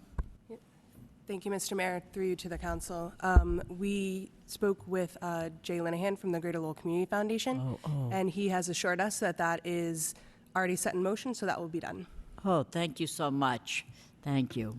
That's what I like, teamwork, cooperation. Good, thank you. Absolutely. Any other comments? Hearing none, all in favor say aye, opposed say no. The ayes have it. That motion is carried. We did 12.2 and 12.3 already. We now go to 12.4. Councilor Leahy requests City Manager report to the City Council as to the status of fire trucks in the Lowell Fire Department. Second by Councilor Janess. Councilor Leahy. Thank you. Sorry. So the motion that we put. 12.7? I'm sorry, Councilor Scott, did you We want to bundled interject? 12.4 and 12.7? 12.4 to 12.7? And 12.7. And 12.7, okay. So motion by Councilor Scott, the bundle 12.4 and 12.7, second by Councilor Janess. Go ahead, Councilor Leahy, and 12.4. Sure. So next meeting, we'll talk about the report that Councilor Getchier requested. But basically, what I'm looking for is just, that was a great report. We just need to come up with a plan. So I know you've done a lot of work with that, Mr. Manager, in your office over the last few weeks, but we really do need to have a concrete plan on replacement of especially the fire equipment. The other equipment isn't any less important, but fire trucks, we should have our plan over the next 10 years with the fire chief. So that's what I was looking for. Thank you. Mr. Manager, before you make a comment, let me just read the second motion that was bundled, just in case your comment might reflect that as well. The second bundle motion was 12.7 by Councilor Scott and Councilor Getchier, request City Manager provide an update on apparatus replacement and equipment closures of the Gorham Street Firehouse. Mr. Manager? Thank you very much, Mr. Mayor, and through you to the council. In regards to 12.4, Councilor, we will be talking about that in 2 weeks, if that's okay. We'll jump back on to Councilor Getchier's motion in regards to where the status of the fire trucks are. And to Councilor Scott, we have been talking about this for since it actually happened. And I've received many phone calls from councilors in regards to the problem, the apparatus over on Gorham Street. We did have an issue, a mechanical issue, that is going to put us 4 to 6 weeks out to solve any one of the two problems, the two backup trucks, excuse me, I misspoke, the Gorham Street pumper as well as one of the backups. We're 4 to 6 weeks out from getting those repaired. However, I asked the Chief Sharon, to let's start thinking differently here. He had reached out over to the Dracut Fire Department, and at this time, the Dracut Fire Department's vehicle is being used over on Gorham Street. So right now, we don't have any of those outages. So that is something that thought a little bit differently on how to get that accomplished. And a big thank you, obviously, to Ann Vandal and the Dracut Fire Department for having their additional vehicle available for us to use. And once again, speaking to Chief Sharon today in regards to this, that is still a 4-week time frame before hopefully we're going to have our backup fixed, as well as the original Gorham Street pumper. So teamwork all throughout the Merrimack Valley, but I'm sure the town of Dracut is happy to help as we are happy to help them when need be. Councilor Leahy, are you done? Councilor Scott? Thank you. I'd just like to thank the administration and the fire chief for really thinking outside the box on this and going through and getting the pumper from Dracut. This is a situation where usually it would just be closed due to an equipment malfunction that we couldn't do anything about it. Residents called me up. They noticed that the truck was a Dracut truck inside the fire station. I had to say that's a good thing. It means the station's open. So thank you for that update and for doing this work. Thank you. No other comments. All in favor say aye. Opposed say no. The ayes have it. Both motions are carried. We now go to motion 12.5. Councilor Leahy, Councilor Gishier, request city manager have the DPW look at school driveways and make necessary repairs if warranted, since Councilor Gishier is not present. Second by Councilor Janess. Councilor Leahy. Thank you. Again, if we could just take a look at the driveways. I know we only have a couple of weeks here before school gets started. I'm not looking for major repairs, but there are potholes, there are sections that need to be fixed. And could you just get us an update where we are? I know that, it's a small department, but crosswalks for the school, start of school, over by the LaLaja Park, crosswalks over there, and then Andover Street especially. The one at Douglas Road really needs to be redone. I know it's on the list, but if we could just take a look at the crosswalks. Thank you. Mr. Mayor, since Councilor Leahy talked about it anyway, why don't you do 12.15 now? A very similar motion, get it out of the way. 12.15. Okay, let's vote up the two motions first. Or just the one motion by Councilor Leahy. Any other comment? All in favor say aye. Opposed say no. The ayes have it. Motion's carry. Motion by Councilor Rourke to take item 12.15 out of order. Second by Councilor Scott. Motion 12.15, Councilor Rourke, Councilor Scott, request city manager update council regarding updating of crosswalks at all schools bus stop location within the city. Councilor Rourke. Yeah, everything that Councilor Leahy just said, just get out of the way, yeah. So, thank you. Councilor Scott, any comment? That's it. All the comments, all in favor say aye, opposed say no. The ayes have it. Motion's carry. We now go to motion 12.6 by Councilor Gishier. Request city manager update the city council on the maintenance plan for the Aiken Street Bridge. Second by Councilor Janess. He's not here to make any comment. Anybody will make comment? Hearing none, all in favor say aye, opposed say no. The ayes have it. Motion's carry. We already taken up 12.7. We now take 12.8. Councilor Robinson, Councilor Scott, request city manager have proper department provide an update on progress to mitigate odor from Duck Islands, as well as any recommendations on best practices to further these efforts. Councilor Robinson and Councilor Scott. Motion speaks for itself. Councilor Scott, the same. Thank you. All in favor say aye, opposed say no. The ayes have it. Motion's carry. Motion 12.9, Councilor Robinson, Councilor Scott, request city manager provide an update on what measures has human resources taken to improve the hiring process in the city. Any comments, Councilor Robinson, Councilor Scott?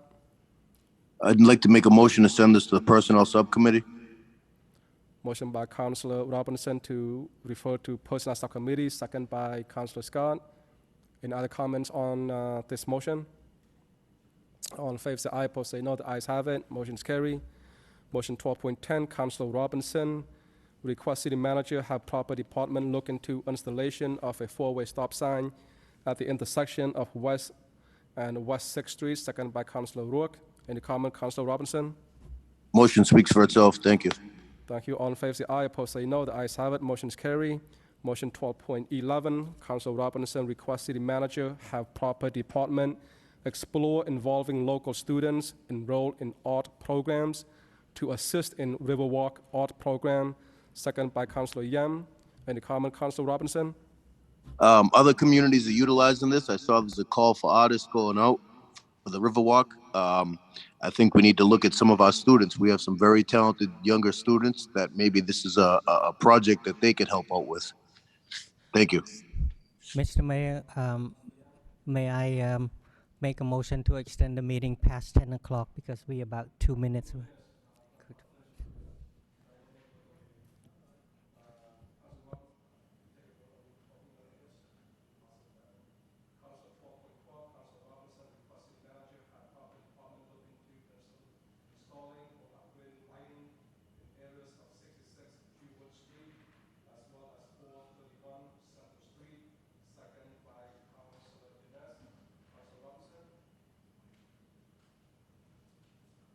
Councilor Robinson? Hearing no comments, all in favor say aye, opposed say no. The ayes have it. Motion is carried. Motion 12.13, Councilor Robinson requests city manager have proper department provide an update on repairs on dugout roofs at McPherson Park, as well as progress on forming a partnership with Youth Build Carpentry students for similar projects. Second by Councilor Leahy. Councilor Robinson, any comment? Motion speaks for itself. Thank you, Councilor. All in favor say aye, opposed say no. The ayes have it. Motion is carried. We already taken up 12.14 and 12.15. We now go to 12.16. Councilor Janess requests city manager have proper department improve signage at the secure drop box at the City Hall Plaza entrance. Second by Councilor Mercier. Councilor Janess. Thank you, Mr. Mayor. Just real quick, a constituent reached out to me because they put something in the Dropbox. It was the form for a mail-in ballot, and apparently the assessor's office pulls the stuff out that's in the Dropbox, and that didn't end up getting to elections. He called elections a couple weeks later, was told that, you know, the assessors take out what's in there. Elections went over to the assessor's office to try to find it, couldn't find it. He ended up having to fill out another one and bring it back down. So if we could either improve the signage other than just secure Dropbox, which is what it says now, to say what you should put in there and what you shouldn't, or develop a system by which somebody, maybe the clerk's office or whoever distributes the mail in City Hall already, can take the contents of that box and distribute to the proper department so we don't have issues like that going forward. Thank you. No other comments. All in favor say aye, opposed say no. The ayes have it. Motion is carried. It is 10 o'clock. We'll go to Councilor Yam. We only have 1, 2, 3, 4, 5 motions left, which half of them will not require to be speak on. Councilor Yam.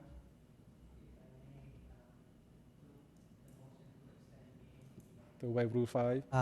10 o'clock, right? Sure. Motion by Councilor Yam to waive Rule 5, second by Councilor Rourke. Mr. Clerk, roll call, please. Yeah. Oh, boy, I'm tempted to say no, but you know what? It's only 5. I'll say yes. Councilor Noon. I was waiting for you to say no, so I can yes. Councilor Robinson. Yes. Councilor Rourke. Yes. Councilor Scott. Yes. Councilor Yam. Yes. Mayor Chow. Yes. Councilor Drinkwater. Yes. Councilor Getchia. Councilor Janess. Yes. Councilor Leahy. Now. You son of a gun. It takes two. It takes two, Councilor. Oh, my goodness. 12.17, Councilor Noon, Councilor Yam request city manager have appropriate department update the council on the status of the use of wireless emergency alerts, WEA. Councilor Noon or Councilor Yam? Councilor Yam. Councilor Yam. I can speak on March 15. I made the motion to have the city look into utilizing wireless emergency alerts. And on March 29, interim superintendent Goldner gave the response saying that currently there's only about 5 cities that has that, and I would like to see if the city of Lowell, it's 8 cities that utilize this service, and I would encourage the city to look into it and using this. We were in Jacksonville, Florida. The Amber Alert went off all of 4 telephone in the middle of the night. So similarly, if the city of Lowell utilizes emergency alert in a situation like the boy that was drowned in Lowell, all the people, residents of Lowell or whoever from any other cities in town who were in Lowell will be notified as well. So I would like to encourage the city to look into it and become the number 9 cities that utilize this wireless emergency alert. Thank you, Mr. Mayor. Thank you, Councillor. Any other comments? Hearing none, all in favor say aye, opposed say no. The ayes have it, motion is carried. We now go to motion 12.18. Councillor Noon, Councillor Yam request city manager have the appropriate department quell the rowdy parties by the UMass Lowell students around the Varney, Mount Vernon, Cross, and School Streets area. Any comment, Councillor Noon and Councillor Yam? I received a complaint from the resident a while back during my campaign, and recently on August 1st I received 3 pages long of the complaint of the resident on Varnum Ave. Varney Ave, of the student, the party all weekend long, and it's disrupt the lives of residents who live on Varney Ave for many years. So they asked if the city and the police department can do something. The response I was asked when I told someone, and they said, well, they can call the police, but the residents said they have called police numerous times and become something is burdensome. So if I may ask the city to look into that, those 3 streets, for the sake of the residents who live in that area. So I have the letter. I'm gonna give it to the manager. I have a copy for myself as well. Thank you, Mr. Mayor. Any other comments? No other comments. All in favor say aye, opposed say no. The ayes have it, motion is carried. We already taken up motion 12.19. We now go to motion 12.20. Motion by myself, request city manager have proper department investigate improvements to the sidewalks on Prescott Street. Second by Councillor Janess. No comment by me. Any other comment? Councillor Janess? Mr. Mayor, if you're okay with it, I would like to offer a substitute motion to request city manager department investigate improvements to the sidewalks and lighting on Prescott Street. It's very, very dark on Prescott Street. Okay, acceptable by me. No other comments. All in favor say aye, opposed say no. The ayes have it. Motion is carried. We already taken up motion 12.21. We now take up motion 12.22. Motion by myself.